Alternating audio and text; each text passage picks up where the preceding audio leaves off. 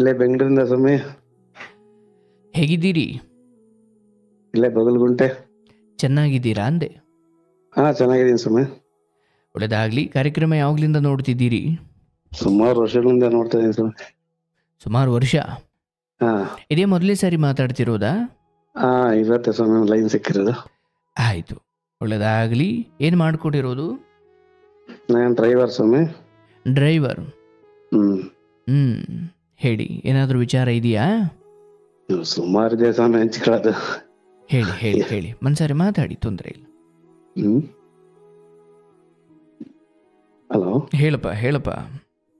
ಯಾವ್ದ್ರ ಬಗ್ಗೆ ಹಂಚ್ಕೊಳ್ಳೋದು ಅಂತಲೇ ಗೊತ್ತಿಲ್ಲ ಸ್ವಾಮಿ. ಆ ಥರ ಆಗ್ಯದ ನನ್ನ ಜೀವನ. ಎಷ್ಟು ವಯಸ್ಸು? ಸ್ವಾಮಿ 48. ಆಗಲಿ, ಹಿರಿಯರಿದ್ದೀರಿ, ಒಳ್ಳೇದಾಗಲಿ. ಭಗವಂತ ಒಳ್ಳೇದು ಮಾಡ್ತಾನೆ. ಹೇಳಿ ಹೇಳಿ, ಮನಸ್ಸಲ್ಲಿ ಏನು ನೋವಿದ್ರು ಹಂಚ್ಕೊಳ್ಳಿ, ತೊಂದರೆ ಇಲ್ಲ. ತುಂಬಾ ಇದೆ ಸ್ವಾಮಿ ಹಂಚ್ಕೊಳ್ಳೋದೇನು. ಅಂದರೆ ನೀವು ಮೂಲತಃ ಬೆಂಗಳೂರವರೇನಾ? ಇಲ್ಲ ಸ್ವಾಮಿ, ಮಧುಗಿರಿ ಪಕ್ಕ ಹಳ್ಳಿ. ಓಕೆ, ಅಂದರೆ ಇಲ್ಲಿಗೆ ದುಡಿಲಿಕ್ಕೆ ಬಂದಿರೋದು? ಹಾ ಸ್ವಾಮಿ. ಭಾಳ ಹಿಂದೆನೇ ಬಂದುಬಿಟ್ಟಿದ್ದೀರಾ ಬೆಂಗಳೂರಿಗೆ? ಆಯ್ತು ಸ್ವಾಮಿ, ಆಯ್ಲೆ ಬಂದು 26 ವರ್ಷ ಆಯ್ತು ಸ್ವಾಮಿ. ಓಹೋ, 1999ರಲ್ಲಿ ಬಂದಿರೋರು?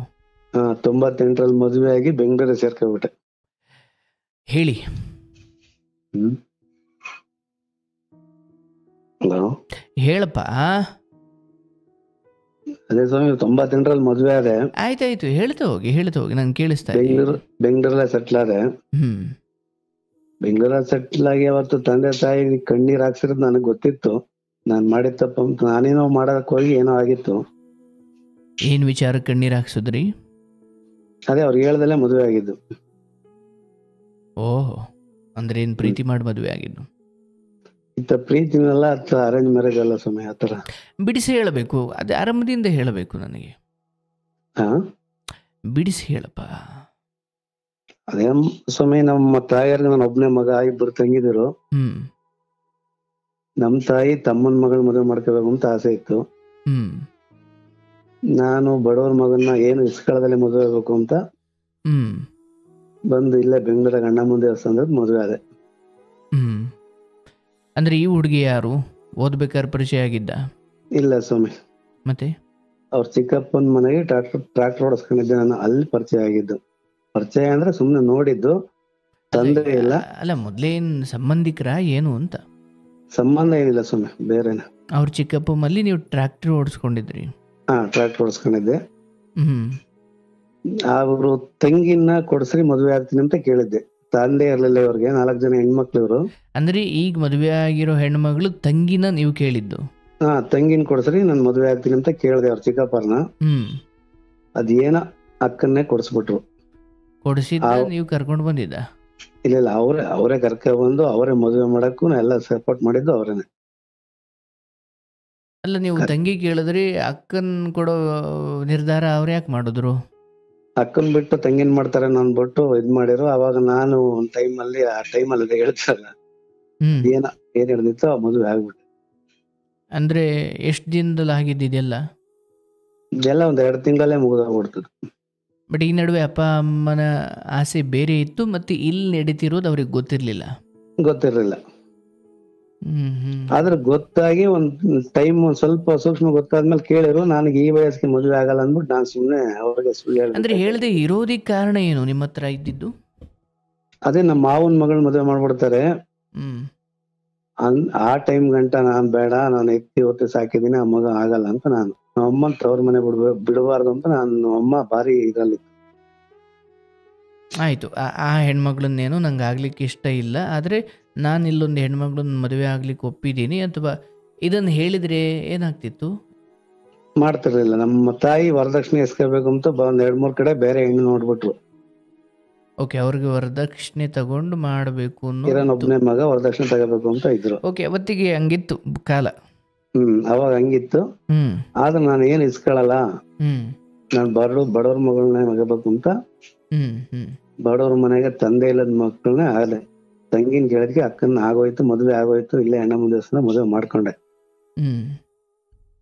ಮಾಡ್ಕೊಂಡಿದ್ಗೆ ನಮ್ ತಾಯಿ ತಂದೆಯರು ಒಂದು ಫಸ್ಟ್ ಪ್ರೆಗ್ನೆಂಟ್ ಅಲ್ಲಿ ಮಳನಿಗೆಲ್ಲ ಕರ್ಸ್ಕೊಂಡ್ರು. ಹೋದ್ವಿ ಬಂದ್ವಿ.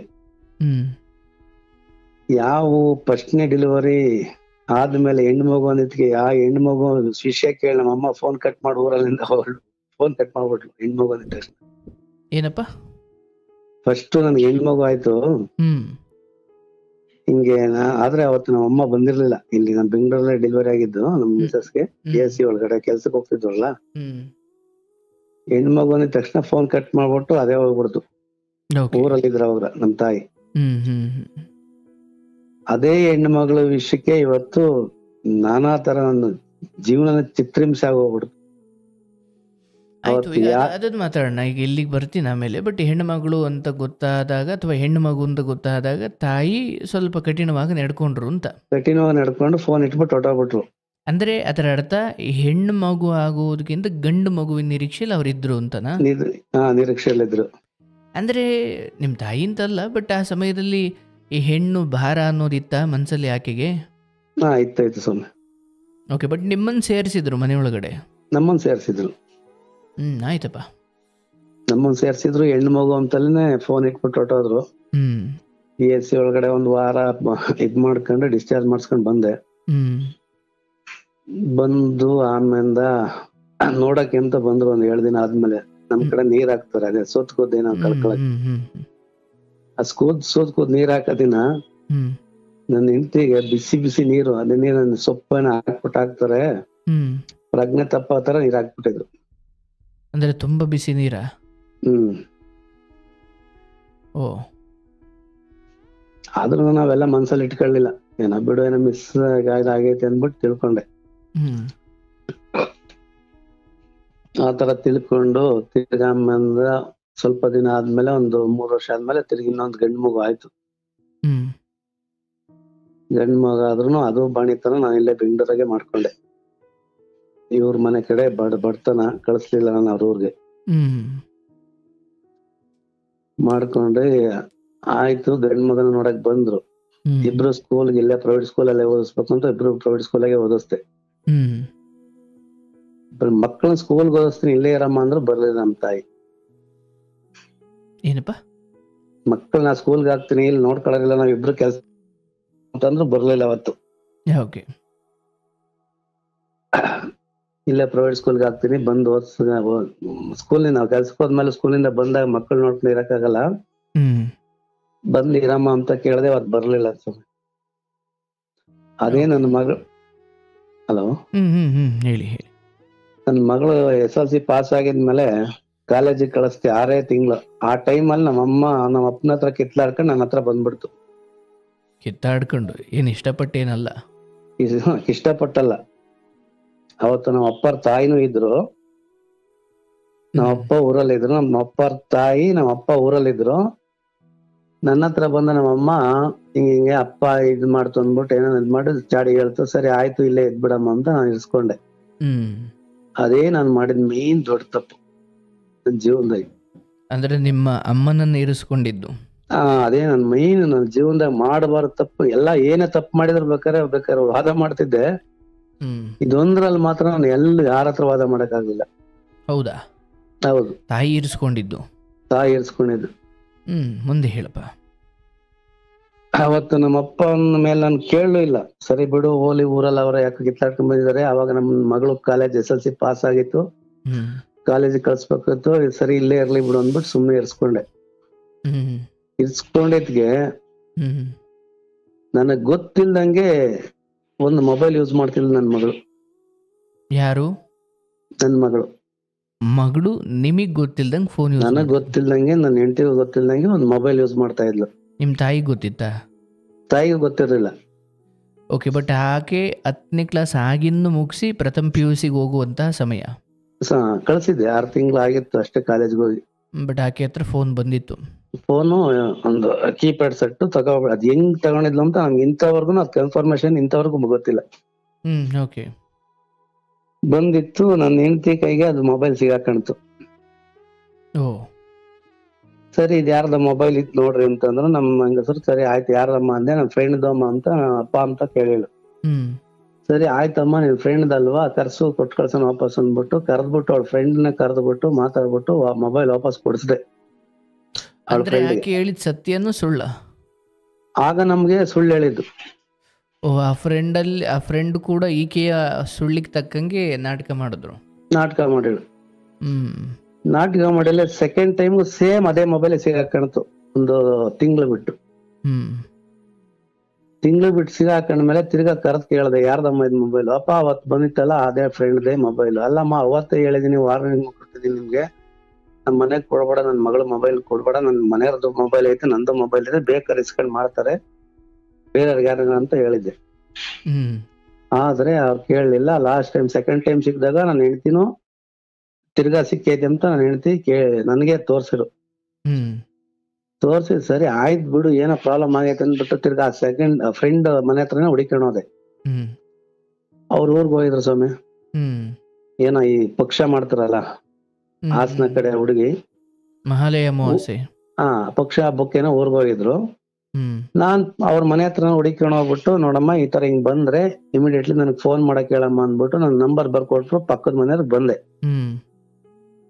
ಬಂದಿದ ತಕ್ಷಣ ಅವ್ರ ಮನೇಲಿ ಫೋನ್ ಮಾಡಿರ್ ನನಗೆ, ಯಾರಿಗ್ ಬಂದಿದ್ರಲ್ಲ ಏನಕ್ಕೆ ಕಾರಣ ಅಂತಂದು. ಸರಿ ಊರಿಂದ ಬಂದ್ರ ಅಂದೆ, ಬಂದಿದ್ವಣ ಅಂತ. ಅವ್ರ ಮನೆ ಹತ್ರ ಹೋದೆ ಸ್ವಾಮಿ. ಫಸ್ಟೇ ವಾರ್ನಿಂಗ್ ಕೊಟ್ಟಿದ್ದೆ ನಾನು, ನೋಡಮ್ಮ ನಮ್ ಮನೇಲಿ ಮೊಬೈಲ್ ಐತೆ, ನನ್ ಮಗಳು ಯಾರಿಗನ ಮಾಡ್ಬೇಕಾದ್ರೆ ನನ್ ಮೊಬೈಲ್ನಾಗೆ ಮಾಡ್ಲಿ, ಇಲ್ಲ ನಮ್ ಹೆಂಗಸ್ರ ಮೊಬೈಲ್ ಐತೆ ಅವ್ರ ಮೊಬೈಲ್ನಾಗೆ ಮಾಡ್ಲಿ, ನಿನ್ ಮೊಬೈಲ್ ತಂದು ನಮ್ಮ ಮನೆಗೆ ಬರ್ಲೇಬೇಡ ಅಂತ ಹೇಳಿದ್ದೆ. ತಿರ್ಗಾ ಸೇಮ್ ಪ್ರಾಬ್ಲಮ್ ಅಂತ ಮೊಬೈಲ್ ಸಿಗಾಕಂತಲ್ಲ, ಅವತ್ ಊರಿಂದ ಬಂದಿದ್ರು ಸ್ವಾಮಿ, ಕರ್ಕ ಬಂದ್ಬಿಟ್ಟೆ. ಹೋಗ್ ಕೇಳ್ದೆ, ಯಾರ್ದಮ್ಮ ಮೊಬೈಲ್ ಅಂದೆ. ಸ್ವಾಮಿ ಒಂದೇ ಮಾತು ಹೇಳಿದ್ರು, ನಿನ್ ಮಗಳದೇ ಅಂಕಲ್ ಮೊಬೈಲ್, ಅದು ನಂದಲ್ಲ ಅಂದ್ಬಿಟ್ರು. ಬಟ್ ಆಗ ಅವ್ರ ಅಪ್ಪ ಅಮ್ಮ ಇದ್ರು? ಅವ್ರ ತಂದೆ ಇಲ್ಲ, ಅವ್ರ ಅಮ್ಮ ಇದ್ರು, ಅವ್ರ ಮಾವ ಇದ್ರು. ಓಕೆ, ಈಗ ಸತ್ಯ ಒಪ್ಕೊಳ್ಳೇಬೇಕಾಯ್ತು. ಸತ್ಯ ಒಪ್ಕೊಬಿಟ್ಲ ಹುಡುಗಿ, ಅಲ್ಲೇನೆ ಅವ್ರ ಮನೆ ಹತ್ರನೇ. ಓಹೋ, ನಂದಲ್ಲ ನಿಮ್ ಮಗಳದೇ ಅಂತ. ಆದ್ರೂ ಬಿಡ್ಲಿಲ್ಲ ಸ್ವಾಮಿ. ಯಾರ ಹೆಣ್ಮಗಳಾದ್ರೂ ಪರವಾಗಿಲ್ಲ, ನನಗೆ ಕೋಪ ಅನ್ನೋದು ನನ್ನ ತಾಳ್ಮೆ, ನನ್ನ ಕೈ ನನ್ ನಿಜ ಕಳ್ಕೊಬಿಡ್ತೀನಿ, ಅಷ್ಟು ಕಂಟ್ರೋಲ್ ಇಲ್ಲ ನಂದು ಕೋಪ. ಆ ಹುಡುಗಿನ ಎಳ್ಕೊಂಡ್ ಬಂದ್ಬಿಟ್ಟೆ ಮನೆ ಹತ್ರ. ಎಳ್ಕ ಬಂದ್ಬಿಟ್ಟು ಇಬ್ಬರು ಒಂದ್ ರೂಮ್ಗೆ ಹಾಕೊಂಡು, ಏನನ್ನಾಗ್ಲಿ ಸ್ವಾಮಿ, ಲೈವ್ ಪ್ರೋಗ್ರಾಮ್ ಆದ್ರೂ ಪರವಾಗಿಲ್ಲ, ಅಷ್ಟು ಹೊಡೆದ್ಬಿಟ್ಟೆ ಇಬ್ಬರು. ಅಷ್ಟು ಸುಳ್ಳು ಹೇಳಿದ್ದೇನಕ್ಕೆ, ಅವತ್ತೇ ನಾನು ಬುದ್ಧಿ ಕಲಿಸ್ತೀನಿ ನನ್ ಮಗಳಿಗೆ, ನೀನ್ ಯಾಕೆ ಸುಳ್ಳು ಹೇಳ್ದೆ ಅಂದ್ಬಿಟ್ಟು ಅವಳಿಗೂ ಹೊಡೆದ್ಬಿಟ್ಟು ಇವಳಿಗೂ ಹೊಡೆದೆ. ಯಾರ್ದು ಮೊಬೈಲ್ ಅಂದ್ರೆ ನಿನ್ ಮಗಳದೆಂತ ಒಪ್ಕೊಬಿಟ್ಲಲ್ಲ, ನನ್ ಮಗಳನ್ನ ಕೇಳ್ದೆ. ಆಗ ನಾನು ಮದುವೆ ಆಗ್ತೀನಿ ಅಂತ ಒಪ್ಕೊಂಡಿದ್ನಲ್ಲ ಚಿಕ್ಕ ಹುಡುಗಿನಿ, ನನ್ನ ಹೆಂಡತಿ ತಂಗಿ, ಆಕೆ ನನ್ನ ಹತ್ರ ಅವಾಗ ಮಾತಾಡ್ತಿರ್ಲಿಲ್ಲ. ನನ್ನ ಮಕ್ಕಳು ಒಂದು ಸ್ಟೇಜಿಗೆ ಬಂದಾಗ, ಅಂದ್ರೆ ನಿಮ್ಮ ಹೆಂಡತಿ ಅಂದ್ರೆ ನಿಮ್ ನಾದ್ನಿ, ನನ್ನ ನಾದ್ನಿ ನನ್ನ ಹತ್ರ ಮಾತಾಡ್ತಿರ್ಲಿಲ್ಲ. ಆಕೆ ಕೊಡ್ಸಿರೋದು ಅನ್ನೋದು ನನ್ ಮಗಳು ವಿಷ ಬಾಯ್ ಬಿಟ್ಬಿಟ್ಲು. ಅದಾದ್ರೂ ಸತ್ಯ ಆಗಿತ್ತ ಅಂತ? ಸತ್ಯ ಅದಾಯ್ತು ಸ್ವಾಮಿ. ಅದ್ ಯಾವ ತರ ಸತ್ಯ ಆಯ್ತು ಅಂದ್ರೆ, ಅದು ತಿರುಗ್ ದಿನ ಕಾಲೇಜ್ ಹತ್ರ ಹೋದೆ ತಿಳ್ಕೊಳ್ಳೋಣ ಅನ್ಬಿಟ್ಟು. ಯಾಕೆಂದ್ರೆ ನಮ್ಮ ಮಕ್ಕಳ ಬಗ್ಗೆ ನಾವೇ ಅನುಮಾನ ಪಟ್ರೆ ನಾವು ಹಿಂಗೆ ಅನ್ಬಿಟ್ಟು ನಾನು ಏನೋ ಅಂತವ್ರಿಗೆ ಅನುಮಾನ ಪಟ್ಟಿರ್ಲಿಲ್ಲ. ಬಟ್ ನೀವು ಹೊಡೆದಿದ್ದೌದು ಸ್ವಾಮಿ. ಅಂದ್ರೆ ಹೊಡೆಯುವುದ್ರ ಹಿಂದೆ ಅನುಮಾನ ಅನ್ನೋದಕ್ಕಿಂತ ನಮ್ಮ ಗೊತ್ತಿಲ್ದಂಗೆ ಇಷ್ಟೆಲ್ಲ ಮಾಡೋಷ್ಟು ಧೈರ್ಯ ಹೆಂಗ್ ಬಂತು ಅನ್ನೋದೊಂದು ಪಾಪ ಒಂದು ಭಯ ಹುಟ್ಟಿಸ್ಲಿಕ್ಕೆ ಅಷ್ಟೇ ಸ್ವಾಮಿ. ನನ್ನ ಮಕ್ಕಳು ಇವತ್ತು ಹೇಳ್ತೀನಲ್ಲ, ಇವತ್ತು ಎಲ್ಲಾ ದಡ ಮುಗಿಸ್ಬಿಟ್ಟವ್ರೆ. ಇವತ್ತು ನನ್ ಮಕ್ಳು ಅವತ್ತು ಹೆಂಗೆ ಎದ್ರಕಂತಾರೆ, ಇವತ್ತು ಹಂಗೆ ಎದ್ರಕಂತಾರೆ. ಈಗಿನ ಪೊಸಿಷನ್ಗೂ ಆ ಟೈಮ್ ಅವ್ರ ಟೈಮ್ ಕೆಟ್ಟಿತ್ತು, ನನ್ ಟೈಮ್ ಕೆಟ್ಟಿತ್ತು, ಇಲ್ಲ ಇನ್ನೊಬ್ಬರ ಟೈಮ್ ಕೆಟ್ಟಿತ್ತೋ ಗೊತ್ತಿಲ್ಲ ಸ್ವಾಮಿ. ಅದು ಕಾಲೇಜ್ ಹತ್ರ ಹೋದಾಗ ಏನಾಯ್ತು? ಕಾಲೇಜ್ ಹತ್ರ ಹೋದೆ, ಇವಳು ಮೊಬೈಲ್ ಕಾಲೇಜಿಗೆ ತಗೊಂಡೋಗಿದ್ದಾಳೆ. ಕಾಲೇಜಲ್ಲಿ ತಗೊಂಡೋಗಿದ್ದಾಳೆ, ಅಲ್ಲ ಕಾಲೇಜಲ್ಲಿ ಪ್ರಿನ್ಸಿಪಲ್ ಸಿಗಾಕಣೈತೆ. ಕಾಲೇಜಿಗೆ ತಗೊಂಡೋ ಪ್ರಿನ್ಸಿಪಲ್ ಸಿಗಾಕಣೈತೆ. ಕಾಲೇಜ್ ಮೊಬೈಲ್ ಕೊಡೋದು ರಿಟರ್ನ್ ಪೇರೆಂಟ್ಸ್ ಕರ್ಕಬ ಅಂತ ಹೇಳಿದಾರೆ ಅವರು. ಅದೇ ನನ್ನ ನಾದ್ನಿ ಇದಾರಲ್ಲ, ನಿಂತಿ ತಂಗಿ, ಅವ್ರನ್ನ ಕರ್ಕೊಂಡು ಹೋಗಿದ್ರ? ಅವ್ರನ್ನ ಕರ್ಕೊಂಡು ಹೋಗಿ, ನನ್ನ ಹತ್ರ ಅವ್ರ ಆ ಟೈಮಲ್ಲಿ ಮಾತಾಡ್ತಿರ್ಲಿಲ್ಲ, ಅವ್ರನ್ನ ಕರ್ಕೊಂಡೋಗಿ ಅಪಾಲಜಿ ಬರ್ಕೊಟ್ಟಿದಾರೆ ಸ್ವಾಮಿ. ನಾನೇ ಅವ್ರ ತಾಯಿ ಮಂಗಳಮ್ಮ ಅನ್ಬಿಟ್ಟು ಬರ್ಕೊಟ್ಟವ್ರೆ. ಅವ್ರ ಹೆಸರು ಚೇಂಜ್, ನಾವೇ ಅವ್ರ ಪೇರೆಂಟ್ಸ್, ನಮ್ ಮಿಸಸ್ ಹೆಸರು ಬರ್ಕೊಟ್ಟು ಬಂದವ್ರೆ. ಇಲ್ಲಿ ನೋಡ್ರೆ ಮಿಸಸ್ ಮೊಬೈಲ್ ಎತ್ಕೊಟ್ಟಿರೋದು ಸಿಕ್ಕೈತೆ ಅಂತ. ಅಂದ್ರೆ ನಿಮ್ಮ ಮಿಸಸ್ ಅದನ್ನ ಸ್ವೀಕಾರ ಮಾಡೋ ಬುದ್ಧಿ ಇರ್ಲಿಲ್ಲ, ಬಟ್ ಅವ್ರ ತಂಗಿ ಆ ರೀತಿ ಹೆಸರು ಚೇಂಜ್ ಮಾಡ್ಕೊಂಡು ಮಾಡ್ರು. ಹೆಸರು ಚೇಂಜ್ ಮಾಡಿ ಅಪಾಲಜಿ ಬರ್ಕೊಟ್ಟು ಬಂದವ್ರೆ. ಸೊ ಅವರು ನಂಬುದ್ರ ನಂಬಿದ್ ಈ ಮಗಳ ಕರ್ಕೊಂಡೋಗಿದ್ರಲ್ಲ ನೋಡಿರ್ಲಿಲ್ವಾ ಅಂತ, ತಾಯಿ ಯಾರ್ ಯಾರು ಸ್ವಾಮಿ? ಅಂತ ನೋಡಿರ್ಲಿಲ್ವಾ ಕಾಲೇಜ್ ಅವರು? ಇಲ್ಲ ಸ್ವಾಮಿ, ಅವ್ರೆಂದು ಒಂದಿನ ಒಂದ್ ಸ್ಕೂಲ್ ಹತ್ರ ಹೋಗಿರಲ್ಲ. ಅಡ್ಮಿಷನ್ಗೆ ಆಗ್ಲಿ ಏನೇ ಆಗ್ಲಿ ನಾನೇ ಹೋಗಿ ಸೇರಿಸ್ತಿದ್ದೆ, ನಾನೇ ಮಾಡ್ಬರ್ತಿದ್ದೆ. ಕಾಲೇಜ್ ಎಲ್ಲೈತೆ ಅಂತೆಲ್ಲ ಅವ್ರಿಗೆ ಗೊತ್ತಿರಲಿಲ್ಲ. ಆದ್ರ ಕಾಲೇಜ್ ಹತ್ರ ಹೋಗಿಲ್ಲ ಅವರು. ಇವ್ರು ಹೋಗಿ ಅಪಾಲಜಿ ಬರ್ಕೊಟ್ ಬಂದವ್ರೆ. ಅಪಾಲಜಿ ಓದ್ ನೋಡ್ಬಿಟ್ಟು ಹಿಂಗ್ ಹಿಂಗ್ ಬರ್ಕೊಟ್ಟಿದ್ದಾರೆ ಸರ್, ನಿಮ್ಮ ಬಂದಿದ್ರು, ನಿಮ್ ಮಿಸಸ್ ಬಂದು ಲಾಸ್ಟ್ ಇನ್ನೊಂದ್ ಟೈಮ್ ಕೊಡಲ್ಲ ಮೊಬೈಲ್ ಅಂದ್ಬಿಟ್ಟು, ಏನೋ ಫಂಕ್ಷನ್ ಇತ್ತು ಕಳ್ಸಿದೀವಿ, ನೆಕ್ಸ್ಟ್ ಟೈಮ್ ಕಳ್ಸಲ್ಲ ಅಂದ್ಬಿಟ್ಟು ಅಪಾಲಜಿ ಬರ್ಕೊಟ್ಟಾರ ಅಂತ ಲೆಟರ್ ತಕ್ಕೊಟ್ರು ಸ್ವಾಮಿ. ನೋಡ್ಬಿಟ್ಟು ಮನೆಗ್ ಬಂದೆ. ಮನೆಗ್ ಬಂದು ಸ್ಟೋರಿ ಕೇಳಿದ್ಕೆ ನಮ್ಮನೆಯವ್ರಿಗೆ ಗೊತ್ತಿಲ್ಲ ಅಂತಾರೆ, ಇವಳು ಚಿಕ್ಕಮ್ಮ ಕೊಡ್ಸಿದ್ದು ಅಂತಾಳೆ. ಸ್ವಾಮಿ ಗುಟ್ಟು ಬಟ್ಟೆಗೆ ಆಚೆ ಕಳಿಸ್ಬಿಟ್ಟೆ ಸ್ವಾಮಿ ನಾನು. ಯಾರನ್ನ? ನನ್ ಮಗಳನ್ನ. ನಮ್ಮ ಅಪ್ಪ ಅಮ್ಮನ್ನ ಯಾವತ್ತು ಇದ್ದಂಗೆ ಸಾಯಿಸಿದ್ಯಾ, ನೀನಿನ್ನ ನನ್ನ ಮನೆಗೆ ಇರಕ್ಕೆ ನಿನ್ ಯೋಗ್ಯ ಹೇಳಲ್ಲ ಅಂದ್ಬಿಟ್ಟು ಆಚೆ ಕಳಿಸ್ಬಿಟ್ಟೆ.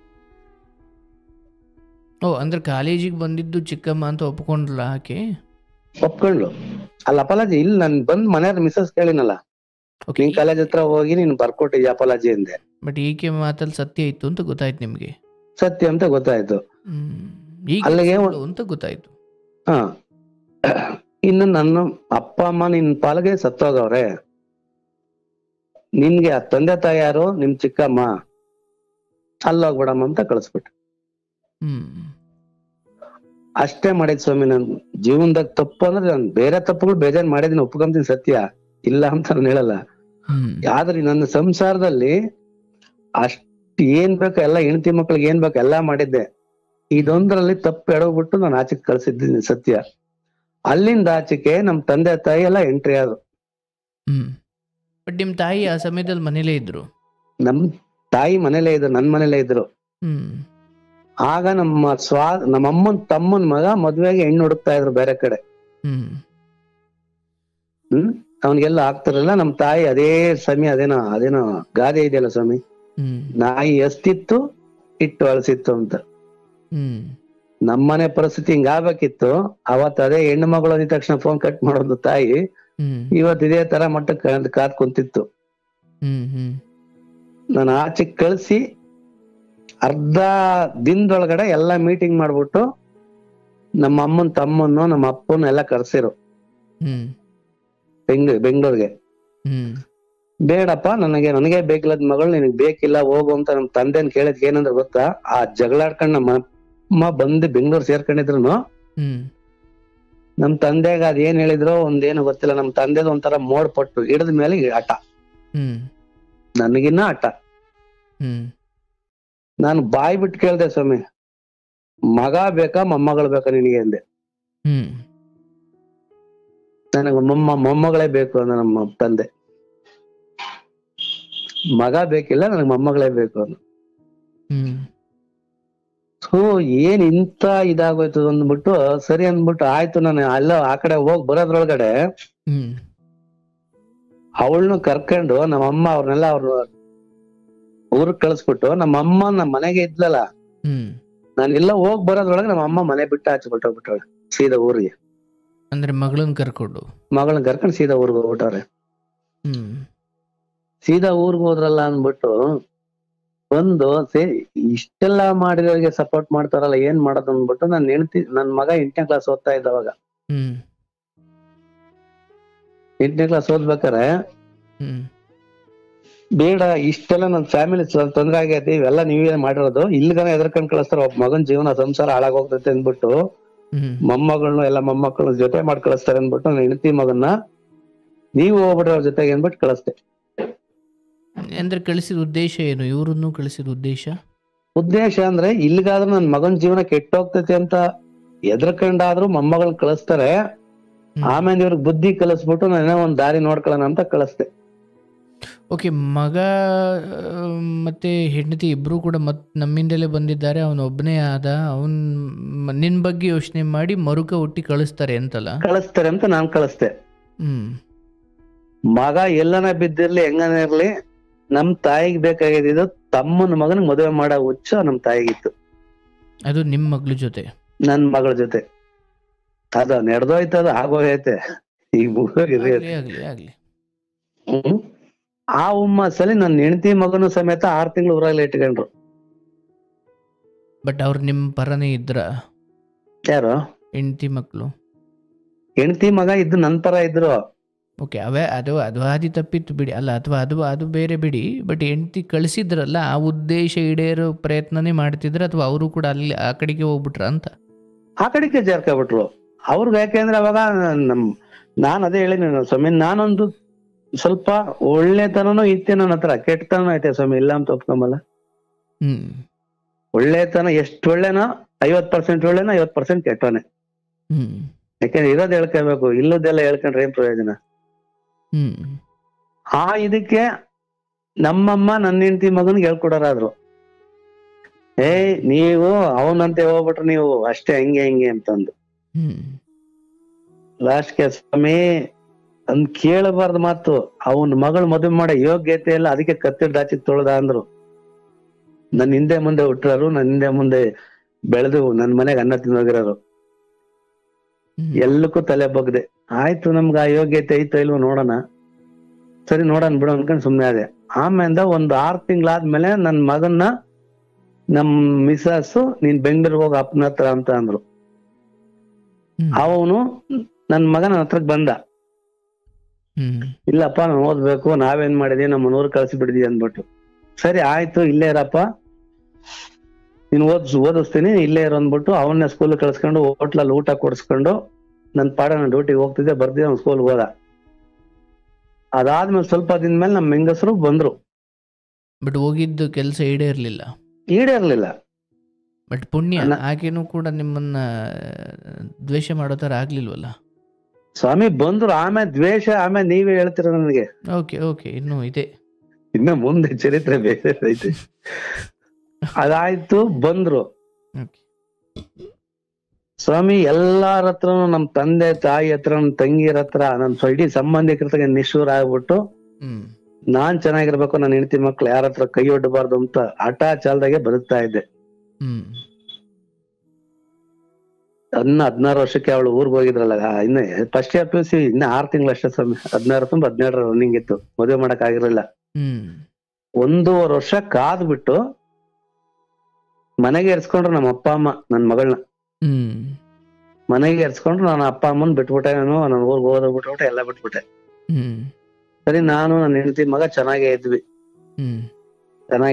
ನನ್ ಮಗನ್ಗೆ ಹೇಳ್ದೆ, SLC ಪಾಸ್ ಮಾಡು, ಒಂದ್ 2 ವೀಲರ್ ಕೊಡಿಸ್ತೀನಿ, ಚೆನ್ನಾಗಿರು, ನಿನಗೆ ಏನ್ ಬೇಕೋ ಅದ್ ಕೊಡಿಸ್ತೀನಿ, SLC ಪಾಸ್ ಆಗ್ಬೇಕು ಅಂದೆ. ಫಸ್ಟ್ ಟರ್ಮ್ ಎಕ್ಸಾಮ್ ಪಾಸ್ ಮಾಡ್ದ ಸ್ವಾಮಿ, ಗಾಡಿನೂ ಕೊಡಿಸ್ದೆ. ಅಲ್ಲ, ಏನ್ ಪಾಸ್ ಮಾಡ್ಲಿ ಅಂತ ಭರವಸೆ ಕೊಟ್ಟಿದ್ದ ಅಥವಾ? ಭರವಸೆನೆ ಕೊಟ್ಟೆ ಸ್ವಾಮಿ. ಯಾಕಂದ್ರೆ ಇಲ್ಲ, ನನ್ನಲ್ಲಿ ವಿದ್ಯೆ ಇರ್ಲಿಲ್ಲ. ನನ್ನ ಮಗಳು ನೋಡ್ರೆ SLC ಪಾಸ್ ಆಗಿ ಈ ತರ ಆಯ್ತು, ನೀನನ್ನ ಅಚ್ಚುಕಟ್ಟಾಗಿ ಓದ್ಬಿಡು, SLC ಪಾಸ್ ಮಾಡುವ ಫಸ್ಟ್ ಟರ್ಮನೆ, ನಿನಗೊಂದ್ ಗಾಡಿ ಕೊಡಿಸ್ತೀನಿ ಅಂದೆ. ಕೊಟ್ಟ ಮಾತಂತೆ ಗಾಡಿ ಕೊಡ್ಸಕ್ ಹೋದೆ ಸ್ವಾಮಿ. ಅಲ್ಲಕ್ ಸ್ಟಾರ್ಟ್ ಆಯ್ತು ನನ್ನ ಮನೆ ವಿಷಯ. ಅವ್ರಮ್ಮ ಅವನ್ಗೆ ಡೀಕು ಬೇಕಿತ್ತು. ಹಾಗಂದ್ರೆ ಡೀಕು ಯಾವ್ದೋ ಒಂದು ಎಕ್ಸಲೇಟರ್ ತರ ಗಾಡಿ ಬರ್ತದ, ಡೀಕೋನೋ ಯಾವ್ದದು, ಡ್ಯೂಕ್ ಅಲ್ಲ ಡ್ಯೂಕೋ ಯಾವ್ದ,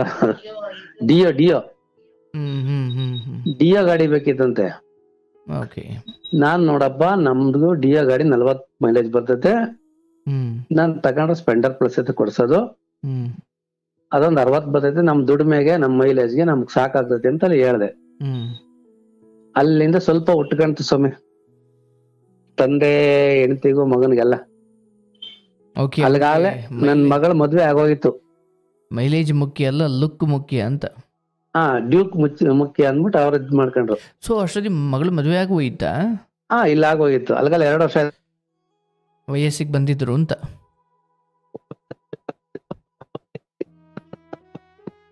ಕಟ್ ಆಗ್ತಿದೆ. ಹಲೋ, ಕೇಳಿಸ ಸ್ವಾಮಿ? ಈಗ ಮಾತಾಡಿ. ಅವ್ರ ಇದಕ್ಕೇನೆ ಈ ತರ ಹಿಂಗ ಆಗೋಯ್ತಪ್ಪ, ನೀನ್ ಚೆನ್ನಾಗಿ ಓದ್ಕ, ಚೆನ್ನಾಗಿರು, ನಿನಗೆ ಏನ್ ಬೇಕೋ ಅದ್ ನಾನು ಕೊಡಿಸ್ತೀನಿ ಅಂತ ಹೇಳ್ಬಿಟ್ಟೆ ಮಾಡ್ದೆ. ಅದ ಕೊಡಿಸ್ದೆ, ಸ್ಪೆಂಡರ್ ತಂದು ನಿಲ್ಲಿಸ್ದೆ. ಅಲ್ಲಿಂದ ನಾನು ಹೆಂಡತಿ ಸ್ಟಾರ್ಟ್ ಆಯ್ತು, ನನ್ ಮಗ ಕೇಳಿದ್ ಕೊಡಿಸ್ಲಿಲ್ಲ ಅಂತ. ವಾ. ಸರಿ ಏನೋ ಮಾಡಿ ಅದನ್ನ ಸಮಾಧಾನ ಮಾಡಿ ಬೆಳ್ಳಗ್ ಮಾಡ್ಕೊಂಡು ಒಂದ್ ಜೀವನಕ್ಕೆ ಒಬ್ರ ಹತ್ರಕ್ ಹೋಗದಂಗೆ ನನ್ನ ಹೆಂಡತಿ ಮಕ್ಕಳನ್ನ ಸಾಕಂತ ಇದ್ದೆ. ಕಷ್ಟದಲ್ಲಿ ಯಾರು ಇರ್ಲಿಲ್ಲ ಸ್ವಾಮಿ. ಅವತ್ತು ನಾನು ಬೆಂಗಳೂರಿಗೆ ಬಂದ 98 ಅಲ್ಲಿ ಮದ್ವೆ ಆದಾಲಿಂದ ಕಷ್ಟ ಯಾರು ಇರ್ಲಿಲ್ಲ. ಇಂಥ ಬೇಜಾನ್ ಜನ ಬಂದ್ಬಿಟ್ರು ನನ್ನ ಜೀವನದಾಗೆ. ಅದಾಯ್ತು. ಅಷ್ಟ್ರೊಳಗೆ ಏನಾಯ್ತು ಅಂದ್ರೆ, ನಮ್ಮ ಚಿಕ್ಕಮ್ಮನ ಮಗ ಒಬ್ಬ, ನಮ್ಮ ಅಪ್ಪನ ತಮ್ಮನ ಮಗ ಒಬ್ಬ ಯಾವ್ದೋ ಇನ್ನೊಂದು ರಿಜಿಸ್ಟರ್ ಮದುವೆ ಹಾಕಿ ನಂದು ಸೈನ್ ಹಾಕ್ಸ್ಬಿಟ್ಟು ನಾನು ಹೋಗೇ ಇಲ್ಲ ಸ್ವಾಮಿ ಅದಕ್ಕೆ. ಮತ್ ನಿಮ್ ಸೈನ್ ಹೆಂಗ ಹಾಕಿದ್ರು? ಫೋರ್ಜರಿ. ಯಾರ ವಾರಸ್ದಾರರು ಬೇಕು, ರಿಲೇಶನ್ಶಿಪ್ ಬೇಕು ಅಂದ್ರಂತೆ. ಈಗ ನಿಮ್ಮ ಅಮ್ಮನ ತಮ್ಮನ್ ಮುಗೀತು, ಈಗ ನಿಮ್ಮ ಅಪ್ಪನ ತಮ್ಮಂದು? ನಮ್ಮ ಅಪ್ಪನ ತಮ್ಮಂದು. ನಮ್ಮ ಅಮ್ಮನ ತಮ್ಮಂದು ಅಷ್ಟಕ್ ಮುಗೀತು. ನಮ್ಮ ಅಪ್ಪನ ತಮ್ಮನ ಮಗ ಫೋರ್ಜರಿ ಹಾಕಿದ್ದ. ಫೋರ್ಜರಿ ಇನ್ನೊಂದ್ ಮದ್ವೆ ಹಾಕಿ ಸೈನ್ ಹಾಕ್ಸ್ಬಿಟ್ಟ. ನನ್ನ ಹೆಸರು, ನಮ್ಮ ಅಪ್ಪನ ಹೆಸರು, ನನ್ನ ಹೆಸರು. ಅಲ್ಲ, ಮದುವೆನ ಇನ್ನೊಂದ್ ಮದುವೆನ? ಅದ್ರೇನ್ ವ್ಯತ್ಯಾಸ ಏನದು? ಸ್ವಾದ ಮಾವನ್ ಮಗಳು ಮದುವೆ ಆಗಿದ್ದಾಗ್ಲೆ ವಾ, ಅವ್ರದೇನೋ ಮಿಸ್ಅಂಡರ್ಸ್ಟ್ಯಾಂಡಿಂಗ್ ಆಗಿ ಏನೋ ಹೆಚ್ಚು ಕಮ್ಮಿ ಆಗ್ಬಿಟ್ಟು ಅವ್ರವ್ರ ಗಲಾಟಿಗೆ ತಗೊಂಡೋಗಿ ನಿಮ್ದೇನಾಯ್ತು ತಗೋಬರ್ರಿ ದಾಖಲೆ ಅಂತ ಅವ್ರವ್ರ ರಿಲೇಷನ್ ಆಗಿ ಮಾತಾಡ್ಕೊಂಡ್ರದಕ್ಕೆ ನಂದ್ರ ಫೋರ್ಜರಿ ರಿಜಿಸ್ಟ್ರೇಷನ್ ಸದ್ಯ ದಡಪ್ಪನ ಮಗನೇ ಮದುವೆ ರಿಜಿಸ್ಟರ್ ಮದುವೆ ಮಾಡೋಣ ಅನ್ಕೊಂಡು ಲೆಕ್ಕಾಚಾರಕ್ಕೆ ಸೈನ್ ಹಾಕ್ಸ್ಬಿಟ್ಟವನೆ. ನನ್ಗದ್ ಗೊತ್ತೇ ಇಲ್ಲ. ಆ ಟೈಮಲ್ಲಿ ನಾನೇನ್ ಮಾಡ್ದೆ, ಎಂದೂ ಮಾಡಿರ್ಲಿಲ್ಲ ಸ್ವಾಮಿ ಅವ್ರು ನನಗೆ. ಅವ್ರ ಮದ್ವೆಗೆ ಹೋಗಿ ಮುಹೂರ್ತ ಮಾಡಿ ನಾನು ಈಚೆ ಬಂದಿದ್ದವನು. ನಮಗೂ ಅವ್ರಿಗೂ ಅಂಡರ್ಸ್ಟ್ಯಾಂಡಿಂಗ್ ಇರ್ಲಿಲ್ಲ. ನಾವ್ ಬೆಂಗಳೂರಾಗೆ ಇದ್ರು ಅವ್ರ ಮನೆ ತಕ್ಕ ನಾವು ಹೋಗೋದ್ರಲ್ಲಿ ನಾವು ಬಂದಿರ್ಲಿಲ್ಲ. ಆ ಟೈಮ್ ಅಲ್ಲಿ ನೀನೇ ಬೇಕಿತ್ತಮ್ಮ ನಮ್ ಮನೆಗೆ ಹಿಂಗೆ ಕೈಗೆ ಬಂದ್ ಹಾಲು ಒಯ್ದ್ಬಿಟ್ಟು ಈ ತರ ಮಾಡಿದ್ಯಲ್ಲ ಅಂತ ಫೋನ್ ಬಂತು ನನಗೆ. ಯಾರ ಕಡೆಯಿಂದ ಫೋನ್ ಬಂದಿದ್ದು? ನನ್ ತಮ್ಮನ ಹೆಂಡತಿ ಕಡೆಯಿಂದ. ಅದೇ ನಮ್ ಚಿಕ್ಕಪ್ಪನ ಮಗ ತಮ್ಮ ಇದ್ದ. ತಮ್ಮನ ಸಮಾನ? ತಮ್ಮನ್ ಸಮಾನ, ಅಪ್ಪನ್ ತಮ್ಮನ್ ಮಗ. ಓಕೆ, ಬಟ್ ಆ ಹೆಂಡತಿಯಿಂದ ಫೋನ್ ಬಂತು? ಹೆಂಡತಿ ಕಡೆಯಿಂದ ನನ್ಗೆ ಫೋನ್ ಬಂತು. ಅವತ್ ನನ್ ಮನೇಲೇ ಇದ್ದೆ. ನಮ್ಮ ಮನೆ ನಮ್ ಮಿಸಸ್ ಇದ್ರು. ಇಲ್ಲಮ್ಮ ನಾನು ಹೋಗಿಲ್ಲ, ನಾನ್ ಯಾಕೆ ಬರ್ಲಿ ಆ ಕೆಲ್ಸ ಮಾಡಕ್ಕೆ, ನನ್ಗೆ ಆ ಕೆಲ್ಸ ಗೊತ್ತಿಲ್ಲಮ್ಮ, ನಾನ್ ಬರ್ತೀನಿ ಬೆಳಗ್ಗೆ ಊರಿಗೆ ಅಂದ್ಬಿಟ್ಟು ಊರ್ಗ್ ಹೋದೆ ಸ್ವಾಮಿ. ಊರ್ಗ್ ಹೋಗ್ಬಿಟ್ಟು ಅವನ ಊರಲ್ಲಿ ಅಲ್ಲಿ ಹರ್ಸ್ಕಟ್ರಿ ಬರ್ತೀನಿ ಅಂದೆ.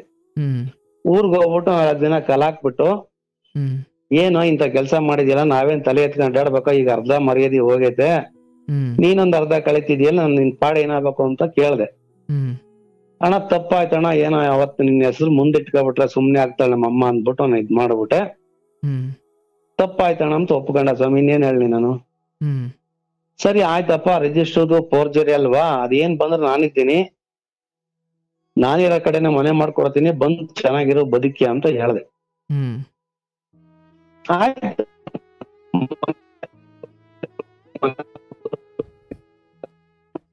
ಏನು ಕೇಳಿಸ್ತಾ ಇಲ್ಲ. ದೇವ್ರಿಗೆ ಹೋಗಿ ಪೂಜೆ ಮಾಡಿಸ್ಕೊ ಬರ್ರಿ. ಕೇಳಿಸ್ಲಿಲ್ಲ ಸ್ವಾಮಿ, ಕೇಳಿಸ್ತಾ ಇದ್ಯಾ? ಅದೇ ನಾವಿರೋ ಕಡೆ ಬಂದಿರಪ್ಪ ಅಂತ ಹೇಳಿದ್ರೆ ಅಷ್ಟೇ ಲಾಸ್ಟ್.